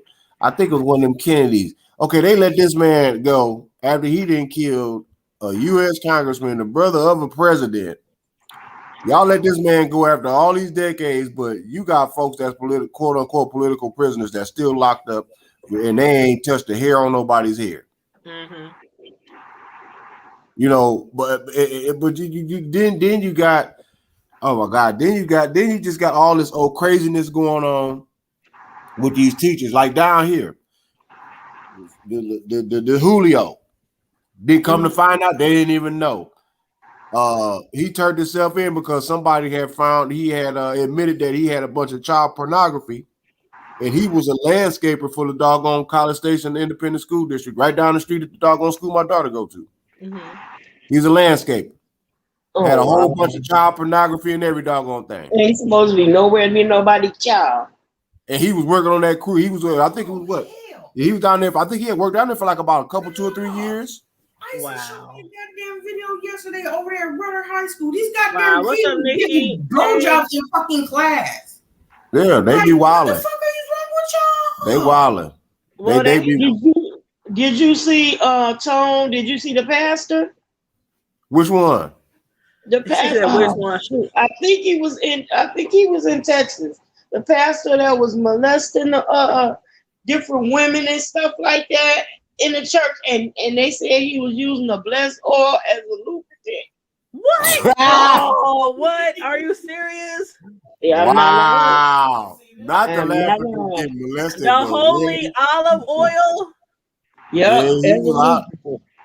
he was lubing it up. Yeah, he was lubing. That's too bad. That is too bad. I thought you were going to talk about all ages, grown women and. Oh yeah, no, he need to be. I need to find that story. Somebody need to send me that clip. I ain't even heard. I'll look for it. See, they hide that shit down here from us. I'm telling y'all, they hide a lot of them stories because they know, especially down here, man. A random person would catch you on the street and blow your noodles out if they find out that you run around here molest. That's one thing about down here. They don't. When it comes to that raping and molesting, everybody don't play that shit, man. Down here, do that. No, you just can't. You can't do that. I'm sorry. What if you violate a woman? You need to be violated. Period. And if you violate a child, you don't even deserve to even breathe. You should be dropped right there. All that old take him to court, put him in jail. No, hell no. Drop his ass. I believe right. people who molest, rape, assault children should never see the light of day, ever again. Because that is a sickness and a disease that I just honestly don't think you can be cured from. That's why he don't need to see no more light of day. That means that there don't need to be no more sunsets and daylights. He need to be seeing no more. It ain't got nothing to do with no jail, no. He don't need to see nothing. He don't even need to see no. He don't even need to see no cemetery. He just need to. Everything just need to go dark. Just. He said, just turn the lights out. Turn off the light. He said, turn off the light. Nothing. Think about. Okay, you think about it. What the hell you think they do to us if they think we even lying about something that we ain't got nothing to do with? They'll throw our black asses up under jail. Yeah. If they don't but y'all would let another y'all let a full-grown, fledged-grown man run around here splitting kids and babies and molesting little boys and raping elderly women and all that. I mean, what really? But they only get a slap on the wrist and probation. Oh, they're on paperwork. Yeah, I can't deal with none of that. That's what I'm saying. Like predators get the maximum punishment allowed. I just can't. It's sad. Hey, have y'all seen what's been going on down here too? I'm trying to figure out how, and that's no disrespect, but I'm trying to figure out how my Haitian brothers got from the islands all the way over here through Mexico to Del Soto, Texas. I saw that story. Now, tell us a little bit about what's going on. We still trying to figure. They show it was like 20,000. How many was it? Yes, at first it was a crowd, maybe about some tens. Then it jumped up to 100. Then within a matter of hours, it was thousands of them. Yeah, I saw that story. From Haiti to Texas. That's what we're trying to figure out how the hell they got all the way from Haiti all the way to Del Rio, Texas, which is the border. They literally up under the bridge between the U.S. and Mexico. They're about an hour or something. They're about an hour and 45 minutes away from San Antonio. So they said they walked right through. But y'all just bought all okay, sis. Where the hell they gonna walk? And from what bridge crosses from Haiti over to Central America through the bottom of the They said it was a 1,000-mile journey. Okay, where the hell did they walk from Haiti's on the island, sis? Aren't they surrounded? They said they were. Hold on, let me read it. They said hold on, and this was just published today. They said a U.S. bound caravan, mostly Central Americans and Haitians, headed north on foot from the southern Mexico city of Tapachula in sweltering heat. They said it was a 1,000-mile journey. They said they just started walking. Less than 24 hours, Mexican National Guard troops and immigration agents descended on a municipal basketball court where many of the migrants, exhausted and drenched from a tropical storm, had stopped to sleep. They said they were loaded into buses and driven 25 miles back to Tapachula, one of the last places on earth that they wanted to be. But they said the Haitians here are not fleeing in aftermath of last month's earthquake or the July assassination of the country's president. Rather, they are among the 250,000 Haitians who left their homeland after the devastating 2010 earthquake there and settled in Chile or Brazil. Both countries have suffered steep economic declines during the pandemic, so that's why a lot of them are coming, because of the decline in their economy during the pandemic. That's what they're saying. They said the journey to Mexico is epic. They said it's epic. Thousands of migrants, mostly Haitians. Yeah. Outside of Texas. Yeah, they thick. Yep. Watch, you got to start seeing a whole bunch of fucking Haitians down here. Watch. They think, but see, here's my thing. Like I said, I don't have the but no, they ain't gonna let them all in San Antonio. No, they ain't gonna send them in San Antonio because that'd be an outright war. But the thing is that here's my thing. And I'm not saying turning them all away. Some people, some people really need that help. But it's funny how they still ain't released. The states got all this doggone bailout money, right? Mm-hmm. It's funny how now we got all these Afghanistanians all over here Now, don't you know that there has been records and witnesses, there's even caseworkers that have been spilling the beans that they brought them folks over here in the plane load and then put them up in housing and then gave them stipends and money and all that, and then folks around here still can't even get their doggone me rent paid. I'm talking about people that's actually need help. Yep. Yep. And it's gonna be a problem for a while. And they said Haitians pose a greater challenge down in Mexico because Mexico does not currently deport Haitians, and it lacks the detention space to hold them. And they said they cannot be sent back to a completely devastated country. Well, what they gonna do next? You already know what time it is. They're gonna put them in camps, or they're gonna start killing them off. That's just how that's. I still want to know what happened to all the children that Trump had locked up in cage. Well, not locked up in all over the country. That's how they. Most of them ended up in They spread it out all over. They separated them folks from their kids. Some of their kids couldn't even speak English. Some of their kids could, but they abandoned their kids. Some of the parents are dead. Yep, basically. Some of the parents are dead. Basically. But let me tell y'all this. Let me ask y'all about this. Come over whenever they want, but I think there should be better solutions to the people who actually those journeys to get here, the things that people go through to get a better life. Like you have to imagine the worst of the worst of the worst scenarios for people to walk with children on their back, starving, thirsty, no money, no clothes, no shoes, to walk thousands of miles to get to a bed. I can't imagine. And then you lock their children up. It's in cages. And some of the kids died too because some of those kids had medical needs.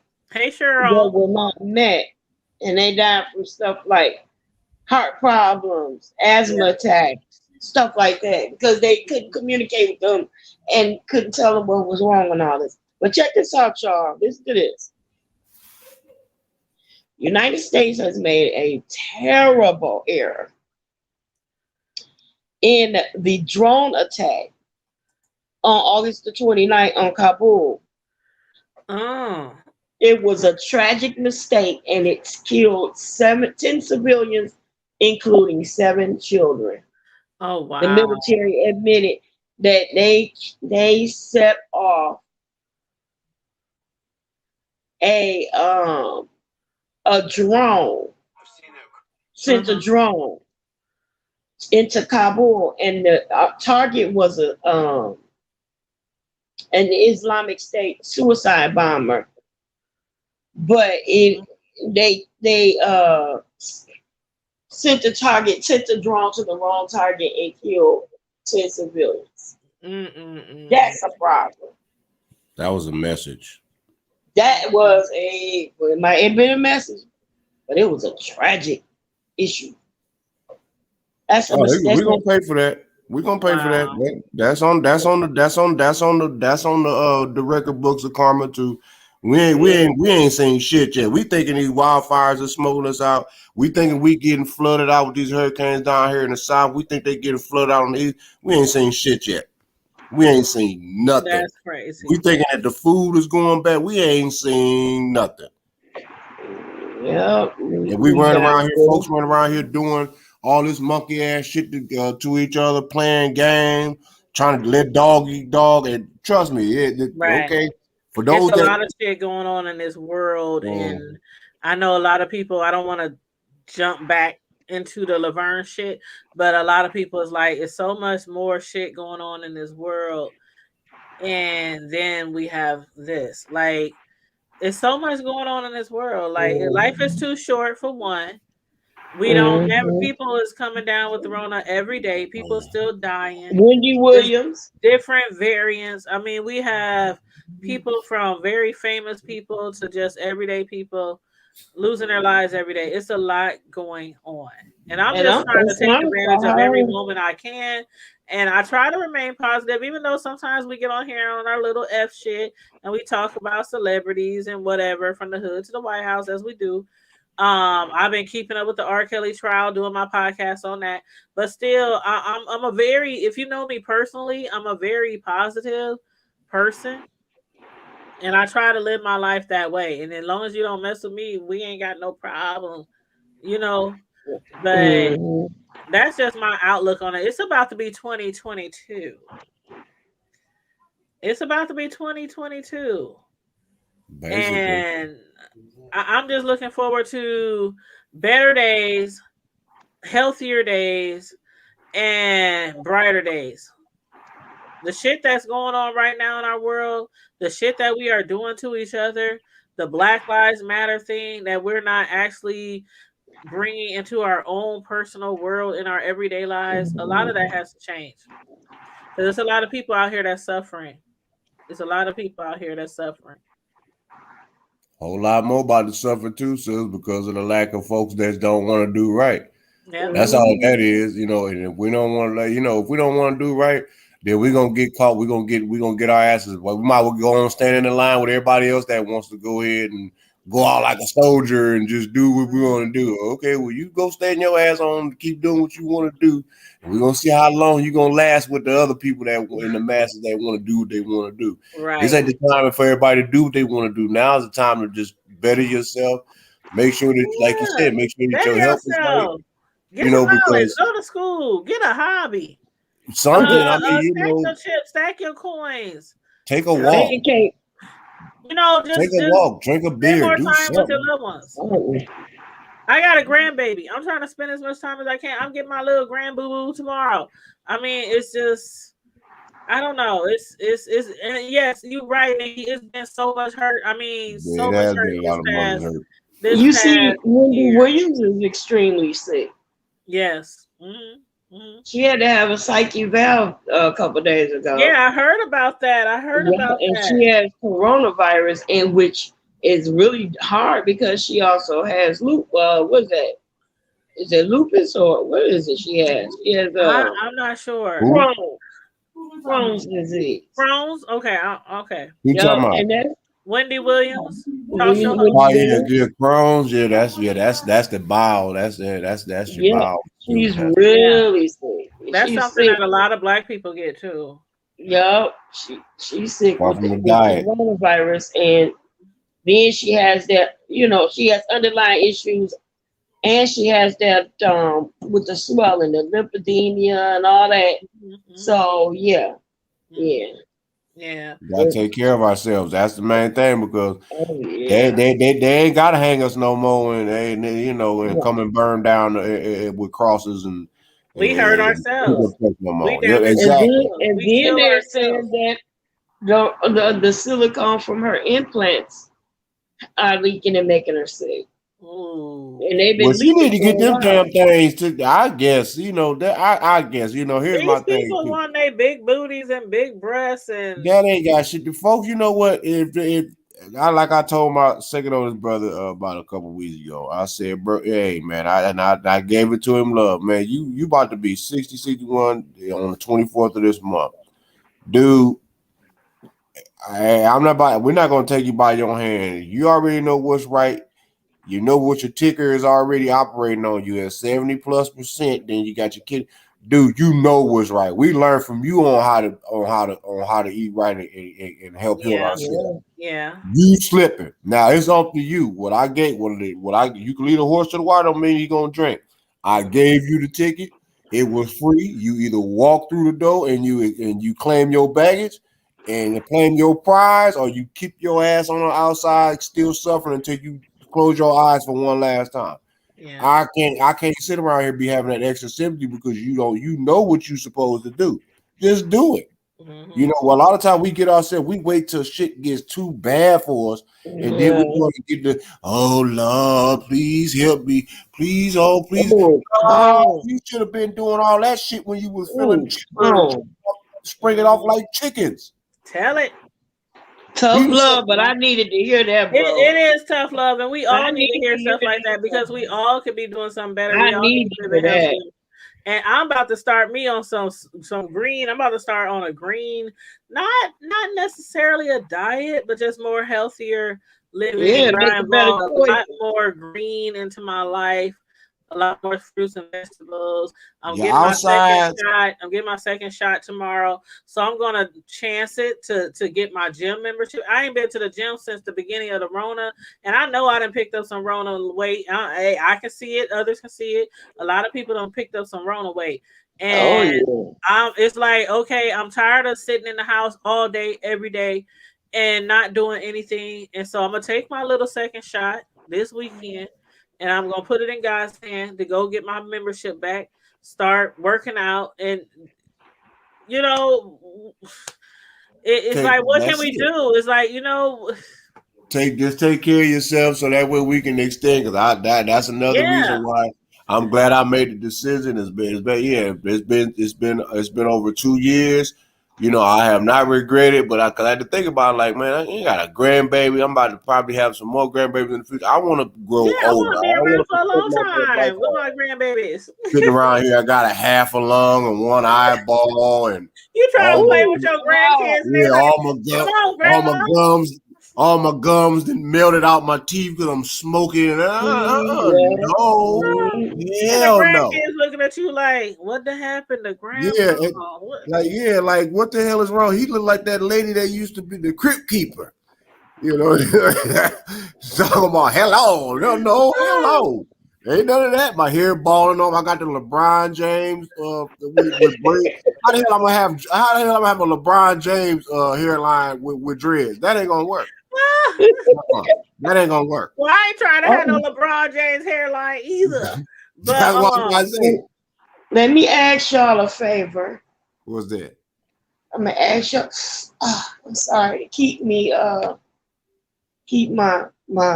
family, my sister, in prayer. My niece was killed in a car accident a couple of days ago, and she was driving and somebody blew through the light and hit her and exploded the car. Oh my the car God! Exploded, and so it's not even going to be a funeral. It's going to be a celebration of life. On next Friday.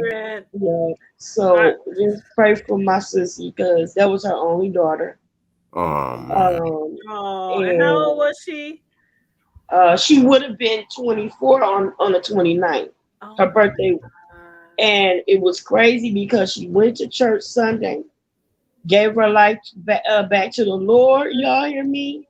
Oh, well, sure. She texted my baby girl.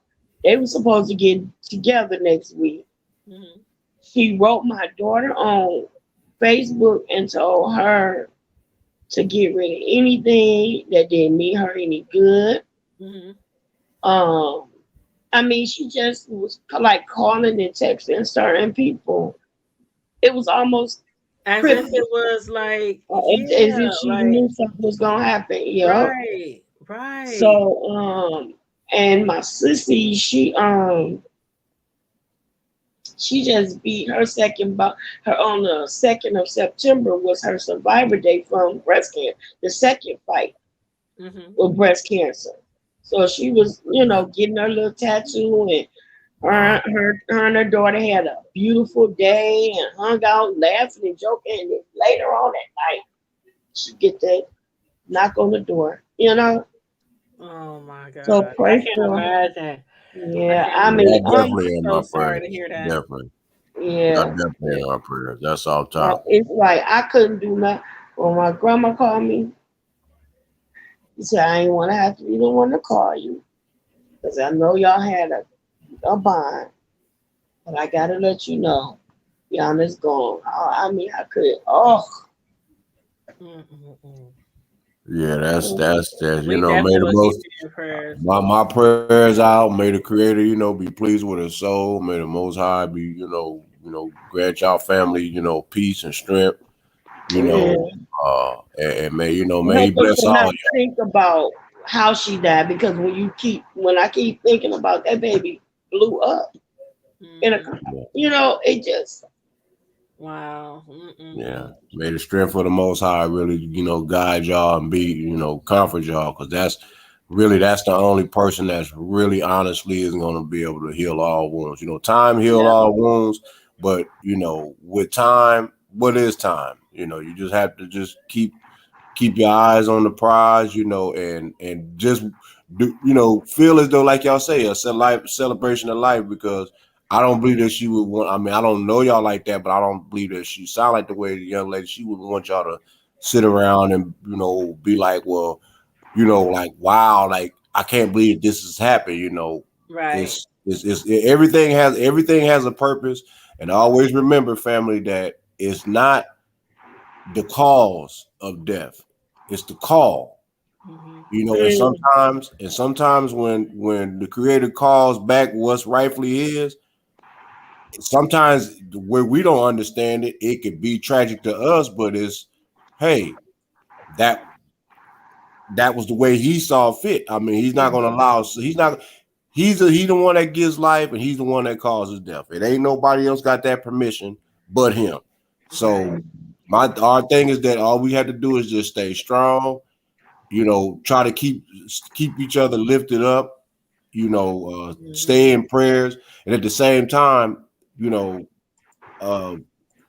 that was a lot of things, honestly, was prophesied like ages ago, that he was going to start bringing our families together one way or another. And every household will be touched with grief. I've had my grief in my family and household, losing a brother in June 8th and then a sister on June 12th. So my daddy's birthday. You see them, so that's like 2 hard knocks in less than 72 to 90 something out. I mean, less than 3 or 4 days apart. So it's like, I understand it's not about how a person left, it's just the fact that they're gone. Yeah. And we all need that strength. And I mean, it's coming to a time to where it's going to have to go back to almost like the horse and buggy days, when we have to be there for one another, because life is causing. I mean, the things are going so crazy. Like you said, people, it wasn't her fault. It wasn't her fault that that wasn't her choice or her calling, that because of what someone else actions caused. It's just the fact that man didn't want to see her have to suffer, to go through that, to go through how tragic that was. Why would you want a soul that's so pure and precious to have to deal with that the rest of their life of happening? You know, somebody got to spoon feed them, or they can't respond, they can't move, or you see what I'm saying? It's a lot of things that are worse to have to keep existing by, you know, than it is to just, hey, I gotta go. You know, it's like, unfortunately, may have been a young age.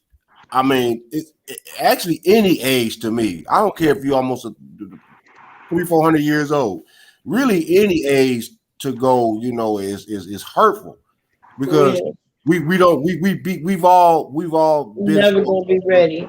Yeah, we all been so accustomed to, well, I got to get myself together. I got to get myself ready. I got to get myself together. God knows, only He knows, and you will know when it's that time. Until then, just do good, so that way, when it is your time, you won't have nothing to worry about, because all the good that all the good that you have did will not be evil spoken of. You know, and like I said, much respect to your family. I know that gotta be tough stuff, because that's like, you know, y'all have your grandparents, you know, and no grandparent wants to have to bury their, you know, their great grandchildren or no parent wants to bury their child. And on top of that, you know, a grandmother or what have to, you know, that's tough. So it's going to have to, you know, because to see your sister, you got to hold her up, you got to hold yourself up, you got to hold the siblings up, you got to hold the uncles, everybody got to hold each other up. It just can't be one person. So that's why my prayer, my strength go out to y'all family as well, because it's going to take all of y'all. It's not going to just take you. It ain't going to just take Nana. It's going to take every single individual. I ain't talking about the ones that got the negative Nancy's and the black sheep. No, everybody got to put their bullshit differences to the side, and they got to literally come correct. Like he said in the movie, not to bring it up, but you know, the Planet of the Apes, where he told him Caesar, he took that one stick and he broke it, but he put them other sticks together and said, "Together, unstoppable." Yeah. And that's where we gotta be, you know. So yeah, definitely my condolences, my prayers. I mean, that's oh man, that's heavy. Because I mean, I can understand. I'm an empathetic person on certain levels. I can understand. I can feel y'all pain because that's tough to lose. Like I said, to lose a loved one, but then to lose them like that, like yeah, you don't want to keep playing that in the back of your mind because every single time. How is it that's the thing? That's gonna be the toughest part to really explain that to anybody that love y'all family member like that, because like how did she transition? Well, it was tragic, or well, she like this or like this. Yeah, so that's almost a wound that's it's gonna take time, but it's not impossible. Yeah. And pray for her baby brother, because he was like they spent a lot of time together. He was literally like her twin flame. Like when I tell you, they look just alike. They smile just alike. I mean, he loved his sister. He loved. I know that's right. Nothing like a sibling. And he was the kind of kid that was really quiet. He's really, really quiet. So he don't really communicate with anybody but Yana. You know, and now. Yeah. We're gonna be keeping you in our prayers, Miss Sislo. And Nikki in the chat said prayers and love to you. Pray for my sister. Pray for my nephews. Yeah, that's that's. Yeah. When I seen her daddy yesterday, oh my God, her and her brother were just like their daddy. Same smile, all three of them. Three of them look just a freaking like.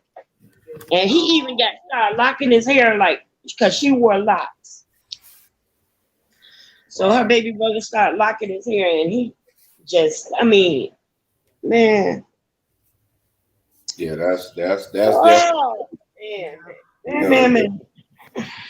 And what you have to do too, sis, is just honestly, y'all, prayer works, but also remember, prayer without faith.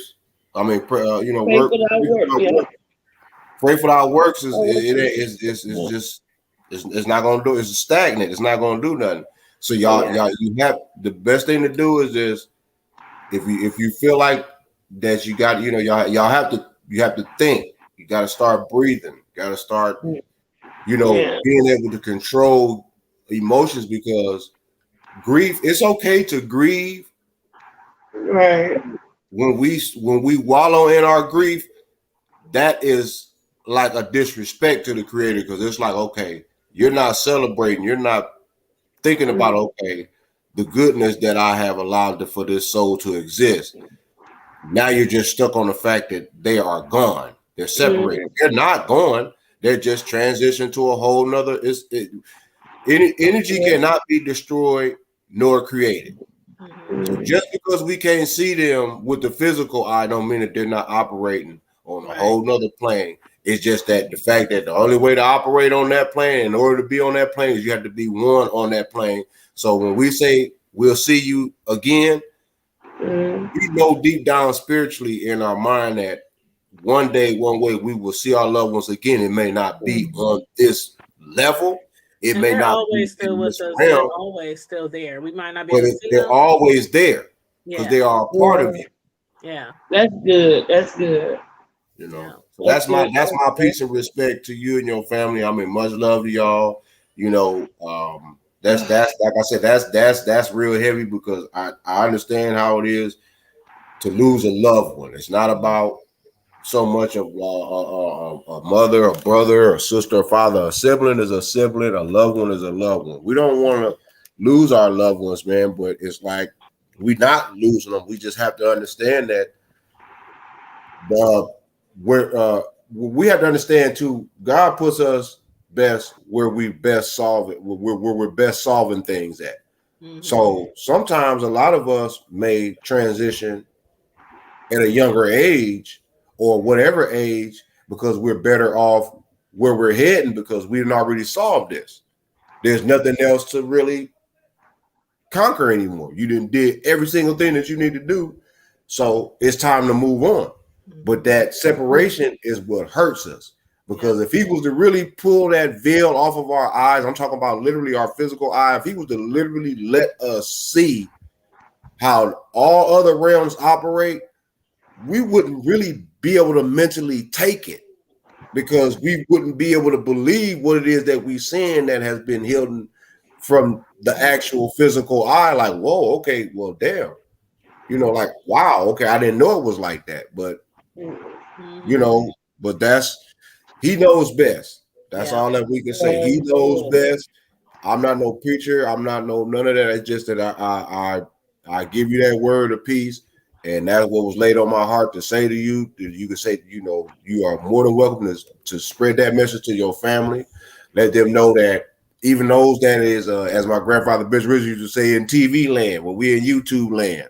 For those that's listening, y'all make sure that y'all send positive vibes and prayer to Miss Sislo and them. Yeah. Give them their whole, you know, give them the attention and the love that they need because you best to believe one day we're going to all need that same energy from strangers and families alike. Everybody. Yep. I mean, sis, look at what you just had to do with AT. I mean, you see what I'm saying? You just basically very good woman. Mm-hmm. You know what I'm saying? And then for you and Shauna and all y'all and Daryl and all for y'all to lose that family, that's like, bam. And then it's like, wow. So yeah, y'all, we definitely gotta take care of each other, man. It's Hey, CP, what's up, CP? Thanks for joining us. Say that old Kurt. Yes. What's up? I'm a little bit late, but I'm here. I decided to bless you folks. How y'all doing tonight? Good. How you been? All is well, brother. I'm alive. That's what's up. That's what's up. It's been a while since you've been on here. People be asking sometimes, where old Kurt? I'm glad to see you. I got a whole job. I can't be out here playing around no more. Oh yeah, I know. I feel you, bro. I know. Yeah, so I try and get on every now and then to see what's going on. Yeah.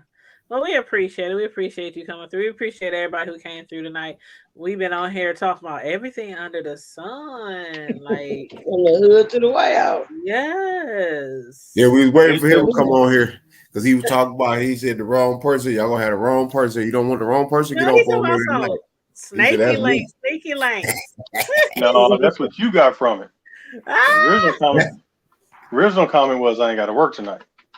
But I did have to go eat. Oh, where did you go eat? Outback. Oh, I love Outback. Ooh. Outback Steakhouse. Ooh, you're gonna make me get some of that this weekend. They steak and shrimp and potatoes. Ooh. Yeah, I got enough to last me for a couple days, so I'm good. Yeah, I love Outback. So what's going on? What I miss? Fill me in real quick. Give me the 10-second snippet. 10 seconds. Well, we got an update on Laverne. We talked about the black lady in Florida who is getting evicted because her landlord wants her to have the vaccination. We talked about Miss Sislo, rest in peace. She lost her niece in a car wreck. Oh, sorry, sis. Oh God, what else did we talk about? The little dusty ass man over there eating groceries. Oh yeah, salad. That's part of the grocery update. He said munching on the groceries. Oh shit. Oh, yeah, he munching. That was it. And he probably munching now while he listening to this. I got something for him. Oh my goodness.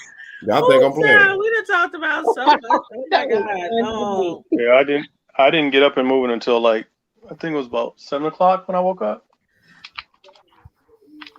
Yeah, I needed my rest, so sorry I was late. It's okay. It's okay. It's okay.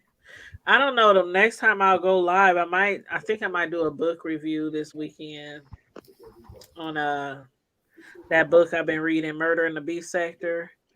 Is it good? So I only read the first chapter, but it's starting off pretty interesting. And I did a book review the other day on the first chapter. So yeah, hey Miranda. She said I'm tuning in late too. You need to do we need to do a review on what's that man's name? The man that the one over the salad bar. What's that boy's name? The one, the Munchin, Deacon Munchin, Munchalot. Do a review on his book. Don't he got a book? You call him Deacon Munchalot? Who are you talking about? What's that man that Kevin Gates Jr. What's that man? I don't know that man name. I don't want to say that man name because I don't want you to get in trouble. What's that? Sir Munchalot. Who is Sir Munchalot? The Mr. Salad Tossing. What's that boy? He ain't got no book. It's his wife who got the book. Oh, okay. I thought he had a book. You need to review his book. I'm up here like, see, but we did have her. I interviewed her first about her book. He said she was what set it off, the domino effect. Oh, okay. Yeah, she was the first person I read. I mean, the first person I interviewed about her book. That's what set off the whole. I thought the ass munching cat was first, and then the wife came on. Okay, my bad. Oh no, it was the wife who came on first. Miranda said you watched The Queen's Man and it's so good. What's The Queen's Man? I think I heard about that before. Oh, is that the movie with Eva? Eva. Queen's Men. And the housewives, top model Eva. Oh, All the Queen's Men. Okay, that's what it's called. All the Queen's Men. Is that the movie? Is it a Tyler Perry show? I don't know, Chad. I think it's a Tyler Perry show. And it's on BET. I think that's the Eva Marcel. Yeah, the model. Mm-hmm. Okay, I'll check it out. It's on BET Plus. I got BET Plus. I have it downloaded. You know, I think it was something too that I wanted to real quick. Hold up, I had to remember because it was a story, sis, that I had seen. I don't know now. Yeah, explain that to me about what's this about? Somebody supposed to be getting evicted because of no vaccination. Well, it's a lady in this apartment complex, and I think it was Florida, and her landlord, she's like a couple of weeks away from her renewal on her lease, and they told her that she cannot renew her lease unless she gets vaccinated, the Rona vaccination. And so she went public and went on the news and everything because she's like, there's other people in her complex who are not vaccinated, and they never been told that they have to get vaccinated. Lawsuit. And it's a black lady with 2 young daughters. Lawsuit, all top. Yeah, all top. It's crazy. Have you heard about that, Curtis? No, I don't know what you're talking about because I got kicked out and I ain't even done nothing yet. I didn't do it. I didn't even do it. I'm literally just sitting there. Nothing yet, though. I was just sitting here watching, and you went off the screen. Right, he did stretch that yet part, didn't he? Right. He said yet. Well, he about to change his name in a minute. I ain't changed my name. We was talking about you last time. We was like, man, remember that day when Curtis changed his name like 20 times? So I was up here doing it the other week. Yep. I was like, I gotta make up for Curtis because he's not here. Oh, yeah, Miss Sislo changed her name like 2-3 times that week, and I was like, remember when Curtis used to do that? But yeah, that's crazy. Like a landlord is trying to force people to get the Rona shot, or they getting evicted. You know what? To me, that sounds like he's trying to get around the whole eviction moratorium, and since a lot of people behind on their rent. Yeah. And now it's some places becoming still more difficult to kick them out.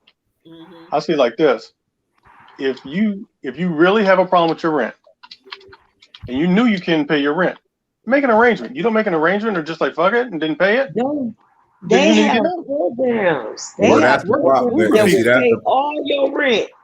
That's all the problem. Your rent back 6 months and forward 3 months. Yeah, that's the problem right there though with that one, because there is like for instance, I got a little bit behind on mine, but we did make arrangements. You know what I'm saying? Exactly. So it's like they understand, but at the same time, we ain't dragging our feet because the owners will know that that the states drag their feet with the process. So their main thing was just as long as that you keeping in contact with them, letting them know. I just finally got me after about 58 days of being off. I got a way better gig, benefits the whole line. They know that. Are they rushing me to pay mine? No, they just, hey, once you do what you need to do, because they still gonna get their money. They're just waiting for the state of Texas to go ahead and be like, okay, here's your check. Because everything, the paperwork, everything, all that stuff that's been turned in, everything, they just wait. The states is holding all this money because they trying to figure out how to keep pocketing that, because how is it that the percentage keeps going up? 1 minute y'all say it's 5% of the 46 billion, then y'all say it's 10%, then y'all said it was 12, now it's back down to 8. What it is, they trying to get their hand in this doggone money, so that way, by the time they pay the landlord folks, because a lot of landlords ain't gonna be sitting around here waiting like, okay, I understand you want to give me a year and a half worth of rent, but at the same time, I was like, okay, why do I have to keep playing cat and mouse games with you? That's just like there's landlords that have actually evicted people even after they got the money for the eviction. You know what it is. It's just like child support. Yep. They make their money off the interest. It's a lot of shit going on that's crazy, man. I mean, and that's true. That now the tenants and the people that just was like lollygagging, getting the money, doing all that. Yeah, I don't have no sympathy on that part, because y'all know exactly that this shit was about to come to an end. That ain't cool. Because you make it worse on those that have actually been affected, lost their gigs, or income might have got changed. Because you got to remember, a lot of people, even though they lost their jobs and getting their jobs back. And another thing I don't like to hear too is when society starts beating folks down. Well, there's plenty of jobs. There's everybody's job. Okay, but if I was on my job for 15 to damn near 20 years, making probably at least minimum 50, 60,000 plus, and now I got to go back to making $400-500 a week, working 60, 70 hours, you got me twisted. I'm gonna go figure something else out to do to try to make that happen, but at the same time, I'm not going to just, beggars can't be choosers, because if it ain't nothing out there that's, you're going to have to kind of downsize a little bit, and that's the problem, because most of the people that are losing a lot of things, they're used to that certain level, that comfort level. And if your regular bills, even if you're living in a decent place, like for instance, it just depends on where you're living. But if all your bills mounting up, your utilities, your rent, your insurance, all that stuff, if you knowing that your income then got cut in half, you used to bringing in $5,000-6,000+ a month, but you cut down to $2,500, $3,000, but your bills is still $2,500 to $3,000, you're gonna have to cut them bills down. Right. You're gonna have to, okay, you might not be able to live in that 3-bedroom, 2.5 full bath, gated luxury apartment, whatever. You might have to wish to Midtown. I'm just saying, you might have to go it's somewhere. Even hard to downsize now, because a lot of people are not moving. That's what people I'm saying. Are not moving. But at the same time, how are you gonna be able to pay your thing if you're not bringing in no revenue? I mean, man, I'm telling you, I've been looking at different places to move, and I was looking for my son apartment and stuff like that. And then my other son has a girlfriend who's looking for an apartment. And all these apartment complexes, they have no vacancies, because they said over the past year, people are scared to move. They're scared to start all over in a new home or a new apartment, So it's really hard to find. It's a clusterfuck to me, because there's a reason why they're doing this. because they basically squeezing out. There's not about to be no more middle class. Middle class is basically obsolete. Pretty much. Either you got it or you don't. You either rich or you poor. As far as economic, you either got money or you don't. You either ugly or pretty.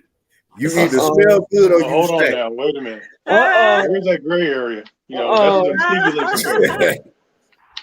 Now you're going too far. Well, I know that's what them sneaky links is for. You know, they got to be the best. In the project. I'm just trying to make it, y'all. Just trying to make it. Either you from the hood or you not. Yeah. Me and my roaches from the hood. I'm just trying to make it. I got names for my pets. Right? Yeah. That's the way, you know, and I like how she put it. She said, I'm a landlord and thankful I got a good tenant. As long as they're honest, I work with them. And you're right, they don't run. That's true, because I seen a story too. There's a brother that I follow on Instagram, but this brother, I think he's out of Connecticut. And here's what he did, which was so smooth. I don't understand why this didn't go viral.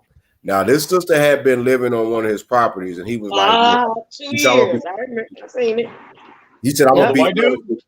You talking about the brother that he had put her up in a hotel for like 3 weeks, gave her about $500-600, told her, look, take the weekend, get your mind together.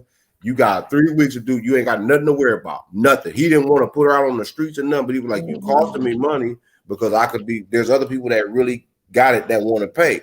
So instead of putting her out, he know he's still going to get the money for her even being there, but it's the fact that he's like, that if you got it, you pay it forward.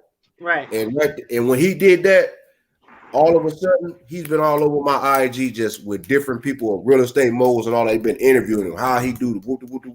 So he said he's been blessed enough to where he can do that. It ain't that he just wanted to all of a sudden just like, okay, I'm just going to jump up and do this. No, it's more saying like he had to kind of like look at himself and be like, hold on, man, I'm gravy. I'm good. There's people out here that just my tenants that's actually hurt. Like they ain't, no, I'm not going to put them out. But I'm not going to allow them. A lot of these landlords, like my landlord in particular, and a lot of people landlords, they own so many homes, and most of those homes they either pay cash or they were so cheap, especially if they're in the hood, they could pay them off easy in 2-3 years with the income from the tenants. So a lot of these people who own a lot of properties, they been paid off. They just collecting profit. They just profiting off of all these tenants right now. That's it. And they got to get more than more. They got a lot of repairs. They got a lot of taxes. They got. But here's the thing with this guy, what the guy that Tom's talking about. He even told her, "You help yourself, and I'll help you. You get back on your feet and get a job. I'll give you a place to stay. But I can't let you stay there for free because it's not helping you." Yeah. Because he told her she got the crying. He said, "No, cut that out. Cut that out. Stop that shit. No, don't do that." He gave her like $400 for just groceries. He paid the rent. He said, and then while he was at the counter, he was like, "Give her a week." No, give her 3 weeks. Matter of fact, give her 3 weeks. Oh, that's so nice. $1,500 damn near just to, just for her. And she got a little full bathroom, little place she can cook up in there, little one of them little suites, like them little in-town suites or something. I'm like, okay, that's cool. It's just the fact that, can you imagine if a lot of landlords that do have it like that do that would have did that? Imagine what a lot of this shit would have got turned around, because if a person see that you giving them a chance and they actually trying, they're gonna bust their ass to make sure that they do not disappoint you. And then on top of that, they still getting help from the government. The landlords, they still now they're eligible for PPPs and what you call that, the COVID relief. Yeah. Now they can apply for the assistance, and then they already have mortgage insurance, which was covered. What it is, I don't know. It's something like me and my wife were talking about the other day. It's something major about to go on. It's just something don't feel right. Because all these billions and tens of billions of dollars are sitting in these state coffers, but yet none of these landlords and these folks is getting their money, getting money that's rightfully due to them, that has been court ordered. Folks that went the proper steps, they dragging this shit out, I don't know why. As far as that lady, whose landlord is trying to evict her, I wonder if this is a money scheme, like to get all the people out saying, you know, It you have is. to be vaccinated so that they can get paid for those. I don't understand that. Like, that's the first time I've heard of that happening since the beginning of the pandemic. That you get put out of your own place that you're renting because you're not vaccinated. It's lease. It's kind of renew or lease. That's the whole thing. But the thing of it is that you have people who are just want a certain kind of people in their properties. Period. Yeah. And now that they claim to have an excuse, this is a legitimate so-called way and they could be trying to raise the rent too. Like, have y'all looked? Like, I don't know. I don't know if any of y'all been looking for places to move or whatnot. But everything is like $200, $300, $400 more expensive. Apartments, supply and demand. Homes, yeah, supply and demand. Exactly. Whether you're purchasing or renting, everything is like skyrocketing in Yeah. value. So that could be it too. Toledo- Trying to get the ones out that's paying lower rent and trying to get them out to move people in for. You never know. It's priced out. Yeah, If you ask there you me, go. they priced out. And the lady that Tone was talking about too, actually she better off in the hotel because she had been without lights in the apartment for a long time. And he was like, it's just not helping you at all to be here anyway. Basically. So even in that hotel room, she got more amenities. She got air. She can wash her ass. She can go cook on that little stove top with the little 2 eyes. She got a microwave and a full-size refrigerator. And there's nobody but her. Nobody but her. And she got her stuff is put up in storage. Oh wow. And he helped her move it. That was a blessing. You know what? But, Yeah, but the thing about that landlord that helped her, I wonder if it may have been a situation where up until the pandemic, maybe she did right by him. Mm-hmm. You know, maybe she was a good cat. She stopped paying rent a year before that, he said. Oh, yeah. Wow. She had lost. Yeah, she had her issues then. She was having issues then. Yeah. Okay. Miranda, then you're let me right. go devil's advocate. Maybe she was paying rent, but not with cash. Oh, sneaky link. No, I don't think it was that type of situation. No, I don't either. He just and he was saying that, like, you know, the pandemic became her excuse after the fact. That's why he told her, you get a job, show me that you're doing better, I give you another place to stay. It just won't be there where she was at. Because it is probably cheaper for him to help her out in a hotel than for him to keep staying in her property. Yeah, I get it. Because that part that he was missing, he was getting bled dry. He could have been making about a couple grand a month minimum. He had been losing thousands. What he paid to put her in that room, that ain't nothing. For a month, he had lost. I think he said 20 times that much for all the months that she had been there not paying rent. Right. And then the utilities is off. I mean, you know, that's hello. That's, you know, he could get in trouble for that. Oh, you allowing this lady to live in an inhabitable place because she ain't got no utilities off. Yeah. I still like my idea that she was paying rent. What? I don't care what she was. I don't know what she Lord have mercy. You got Miranda cracking up in the He had to come back with a bang, didn't he? Yeah. Oh, I got more. I missed the conversation about whatever Tanya put up earlier about the husband and the wife and whatever. Yeah, that's what I want to come back to. Oh, Lord. What do you have to say about that, Kurt? I see it like this. Some people live a lifestyle and they're okay with it. And when they get busted or somebody doesn't play by the rules per se, that's when people get pissed and feelings get hurt. Yeah. So as far as I'm concerned, maybe it was a thing where that's how they played and somebody broke a rule and that's the wife calling herself being pissed about it. Yeah. You know, because you got these people out here they couples, but they ain't couples. They couples with couples.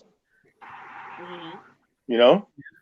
There's a couple of couples in that couple. No, they couples with couples. They play with couples. That's what I said. It's a couple of couples in that couple. But if you allowing somebody to cheat on you repeatedly with different women, am I wrong to say, why don't you just be a sister wife? Why don't you just, if you're going to keep allowing it, I mean. But maybe they're swingers and somebody went against the rules and she's pissed and that's her being pissed. Yeah. Because most of these That's couples a who do dangerous swing, game. they have their I'm gonna own tell you, you know, you want to know what I think it was?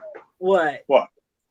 I think that it was okay with her until he started getting serious feelings for her, and that could be it. His affections for Laverne turned into more than what they were for her, and that was what she couldn't handle. It's like, as long as I don't know you, don't hear about you, it's all good. But when this chick try to outshine me to take my no, it's all right long as she was a quiet, silent partner. Okay, as long as she knew her place. Hey, Miranda, if you can show your face for me real quick and then cam back up. I just want to make sure you're not a troll. Look, I ain't no troll. Look, I got my bonnet on. Look. Hold on, let me see that bonnet. No, I'm not going to show her. I can't take Don't you show nobody my bonnet. You already trying to see another woman bonnet. Okay, you can cam back up, babe. What's wrong with me checking out a bonnet here and there? Look, I didn't wake up like that. Hey, that's right. How did you wake up? You know how it is, Miranda, on these YouTube. He's always a mess. I show my face. Hey, Miss Miranda, how you doing? I gotta change my name. How you doing? Hey. Well, I just wanted to say, from a landlord spectrum, from a personal perspective, that there's people not only going through financial hardship, but there's people that lost loved ones through COVID. Yep. There's people that are losing their children to DCF, and the county has no. Me and my husband, we've been foster parents for over 5-6 years, and they have no. I hate to say it, they have no way of wanting to give the kids back, no matter what. Once the kids in the system, they want to keep them in the system. And also with people losing loved ones and things of that nature, their mentality's not there. People's losing their moms, their fathers, and things of that nature. So as a human being, you have to take account of this person just lost their mother, basically a whole decade of people in their life. So maybe they're mentally not there as well. So you have to be more than just a landlord. That's very true. I agree with that. Good. That is very true. I mean, I couldn't imagine being a landlord and having people come at me. I just lost my mom. I mean, you really have to be compassionate too, and not enough landlords out there are compassionate and understanding. Absolutely not. No, they're not. I totally forgot about that aspect of it, and that makes a lot. That does make a lot of sense. Yeah. Yeah. Thank you for mentioning that, because I never think of that, like Curtis said. Yeah. Heck, I'll actually that reminds me. You know, I'll speak on it from my own perspective because I can't see anybody else. But most of you guys know, you know, the year I had last year was not the best. Yeah. But after I caught COVID and did my hospital stint, my mind was nowhere near where it should have been, nowhere near where it used to be. You know, so that makes a lot of sense. And I never even thought about it like that, you know. And some people don't have the village or the network to take a step back in order to take them steps back forward, you know. Yeah. I mean, luckily my boys are older, so I didn't have to worry about that. Or they have, or they once was high profile and could afford what they could afford, but mentally something clicked. And I can understand it from losing my mom in 2015. I'm a nurse. I got many accolades, but when my mom passed away, there's something in your mind that clicks that ain't clicking anymore. So yeah, they might have this and they might have this outside and things of that nature, but they're not functioning as they used to. And that's just by getting to know your tenant, and just by getting to know a person, and just by getting to know your friends and loved ones that you want to communicate with. And watch your circle. Well, thank you for your sacrifice. I know. As a nurse, thank you for your sacrifice. I personally appreciate nurses. Yeah. You appreciate everybody, don't you? No, you know what? over here. Really? This is my first time Shots up fired. here. He appreciate everybody, Okay. don't he? I'm gonna say it like just, this. I have just I have an making appreciation for most ladies, and as far as nurses goes, I have an extra appreciation. So See what I'm saying? I'm gonna keep it PC. Thank you for the comment. I Yes, can't you are take correct, him and no, I'm nowhere, not hurt. girl. Can't take him nowhere. I can't take You know him. We what? can't That's why I even. take myself. We can't even go. We can't even go together a whole broadcast without breaking up. Oh, You know Lord. what? I didn't know we was together. You left me like 4, 5, What you 12, say? 20 broadcasts ago. What you say? I got put out Harvey? of my house. Where were you? You just left me on the streets.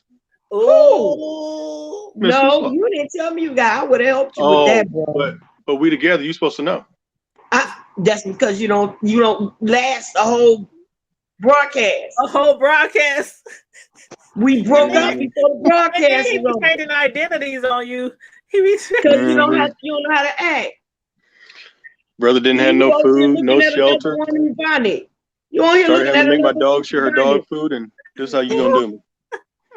Bonnet. Girl, I'm y'all sorry. mess. Y'all mess. Had me Girl, making you know puppy we chow can't help soup and you. You know everything, we just gotta on the we mean gotta streets do of the this D, every day. Yep. all alone. Mm-mm. Okay, But I still Miranda, love let you me though. I ain't got ask you nothing but something. love. Got nothing but Miranda, do love. you have a lot of tenants or a lot of properties, or do you just have like a few? I have a few properties, and I'm working on some nonprofits right now Okay. with some teenage parents and things of that nature. Okay, cool, So, cool. Well, I'm yeah. glad that you gave us that insight because I'm telling you, like Curtis mentioned, you don't think of it that way, but when you actually look at it, there's been times where I've rented and I had to tell my landlord, "Hey, I just got laid off," and you're just hoping and wishing and praying that they just be like, "Okay, I understand," you know. Just let me, because every landlord is not like that. They like, yeah, I need my money by this day, or you out of there. You out of there. So I'm glad there are homeowners like you, landlords like you out there that are understanding. Yeah, and I want everybody else to, and that's the thing about my tenants as well. I want them to be a homeowner. I want everybody to be a homeowner because what you're paying me, you're paying my mortgage plus more. So, I want to educate them as well about, like I said, I'm from the hood, but I'm not in the hood anymore. But just because I made it out the hood don't mean that you don't reach back and get your people. Right. That's and there right. ain't nothing wrong with moving out the hood. Like people like me, maybe one day I will, maybe one day I won't. But I've been in the hood all my life. But there's nothing wrong with moving out away from the hood, especially if you can afford way better, homes, neighborhoods, schools for your kids, whatever. But I just hate when people forget where they came from and they start treating people in the hood as if they are just so much lesser than. That's what I don't like about Right. people who, that's a number one problem with our people. Yeah, it's like somebody, it's always somebody. Like you can even say, I did everything on my own, but it's always at least one person that you could really say, it's because of them that I think this way, or I look at things this way, or maybe I entered school, or maybe I entered this business industry, or it's always at least one person that you can say, it made you or helped you or gave you a perception. But some people, they just leave the hood and they be like, I did this shit, I forget everybody else. Not the teachers at them schools, them inner city schools, not the principals, not the pastors. Nobody ever did anything for you. The mothers in the neighborhood. You know what I'm saying? And those are the people that you see get robbed by the hood. Right. Instead of being protected by the hood. Yeah. because I don't live there don't mean that I don't go over there and I'm not having the fish fries and the parties and things of that nature. It's just that, there's boundaries and they know that, hey, I can't be seen on camera. Like when you was at that party and you was moving that camera around, I said, yeah, that would be me. Miranda said, I understand. Because sometimes you be in the hood and you be at a party and you got your camera on, and some people, they don't care. They be all in the camera, but then it's the ones who be like, I'm like, yeah, it's some people that I can't show y'all, but You know. I've been in some of those. Yeah. We'll switch those. Yep. So, yep, that's how it is, though. That's how it is. You gotta respect people, and you know they gangster. But yeah, we've been on here 3 hours, y'all. So, is there any last minute thoughts that any of you on here in the chat or on the screen? Well, I want to tell you, when the sun comes back in October. Oh! When the sun goes comes down, hey! I cannot wait, Miranda. Why it seems like it's been 2 years since it does, show? Don't it? I'm like, oh, I cannot wait. I cannot wait till that comes back on. We gonna be all in there, reviews and everything. You know it. All right, well, I'm gonna cut first. Love you guys. Thanks for letting me on for a few minutes. Take care of yourself. All right, have a good weekend. Later. All right. Miss Sislo, everybody keep Miss Sislo in your prayers because she just lost a niece. Tom, congratulations on your new job, your new endeavor. That's my home skillet. That's my home skillet. Now, Miranda, do you have a YouTube channel? No, I need one, don't I? Look, everybody.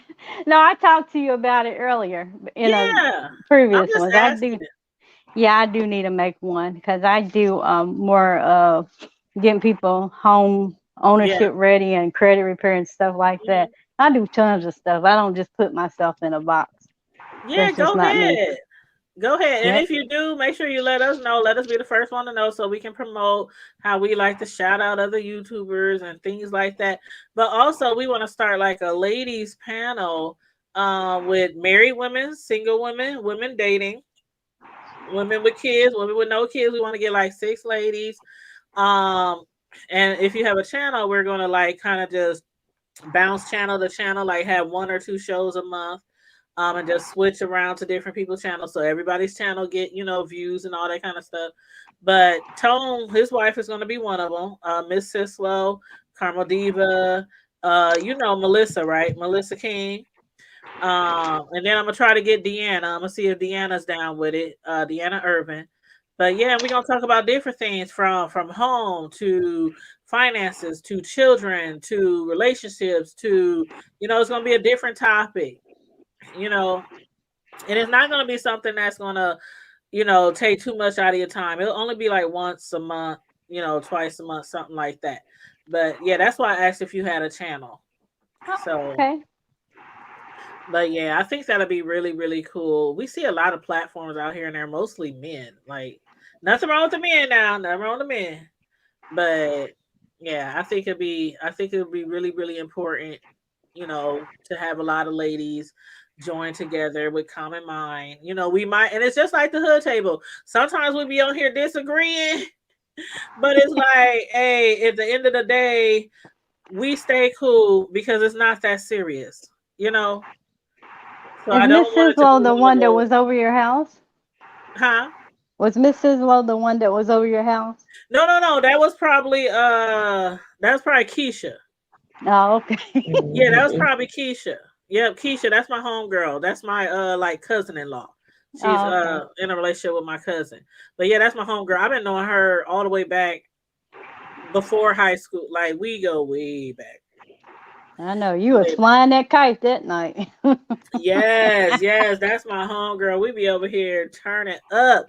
But yeah, I haven't seen her. Well, actually, I did see her at a family gathering.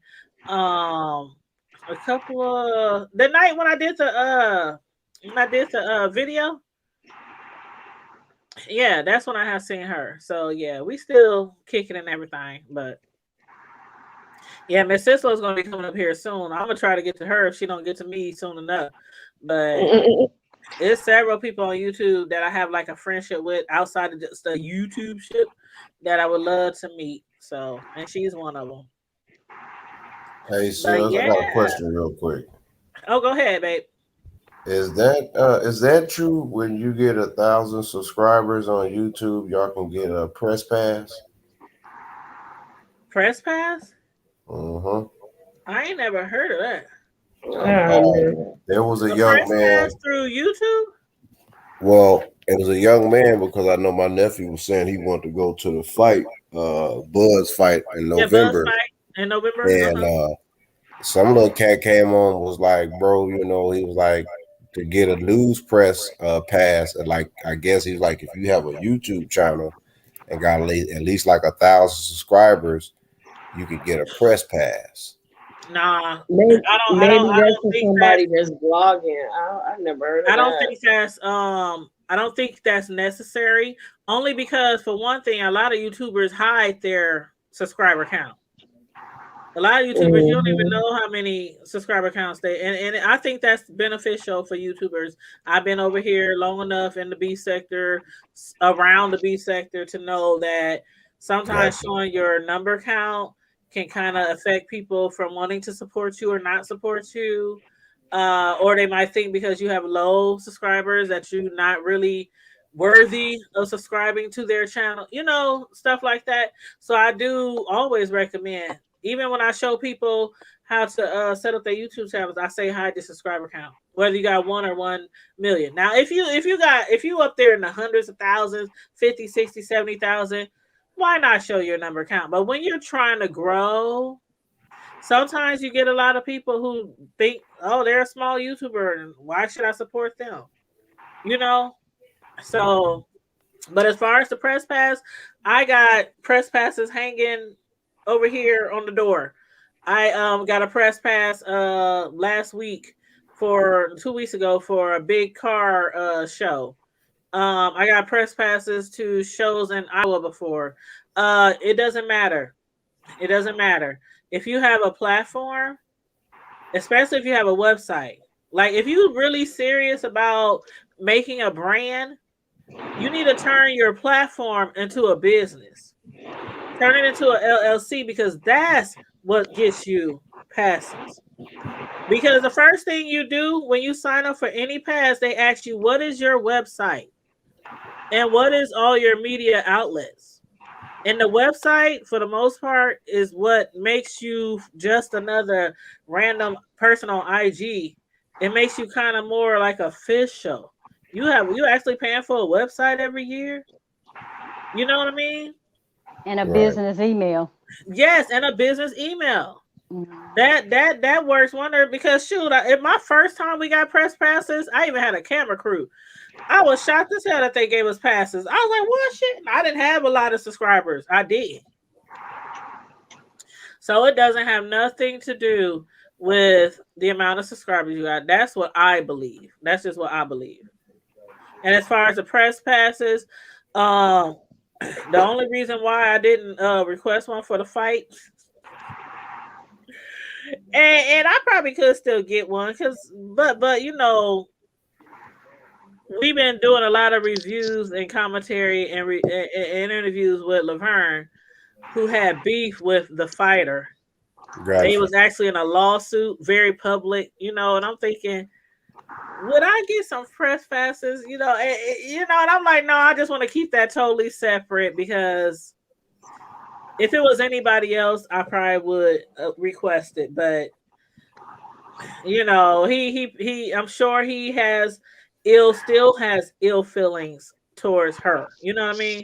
So for me to ask for backstage pass and stuff, and I know my name, I'm not no Oprah or nothing, but I know the Hood Table ring bells in our city. And he is still living in our city. You know what I mean?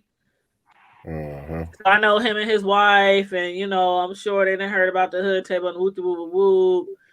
You know what I mean?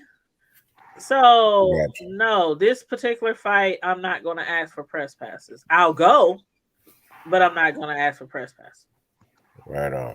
No. That's respectable. Yeah, But yeah, on that note, is there anything else anybody wants to say? I think Miss Sislo is done for the night. Oh, yeah. I got your message in the chat. Look, I don't even know how this works. Yeah, that's okay. That's my email. I can give you my number too. No, I'm serious. Matter of fact, hold up. I'm gonna take a picture of this, because once the live is over, all the private messages are gone. Okay. So I'm gonna take a picture. All right, I got you. Okay, I will send you an email. Oh, bet. Okay. Let me take I'm serious about this. Yes, I think it would be on and popping. We got to think of a real cool name for our platform. I think it's gonna be great. I think it's gonna be great.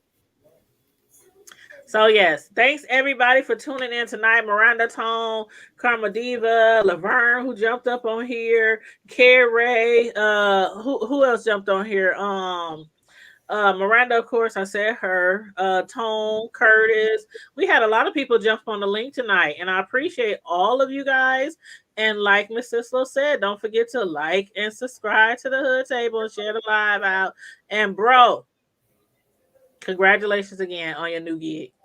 Appreciate it already. You more to come. No problem. Tell your wife we gonna have to talk soon, child. We need to talk soon, and so we can get y'all channels up and running and stuff. Already on it. All right. Love you guys. Everybody in the chat, everybody who tune in, stay safe, be blessed, remain vigilant at all times. Karma Diva ain't here to say it, but always keep it hood. Keep it hood, y'all. Peace and love. Peace.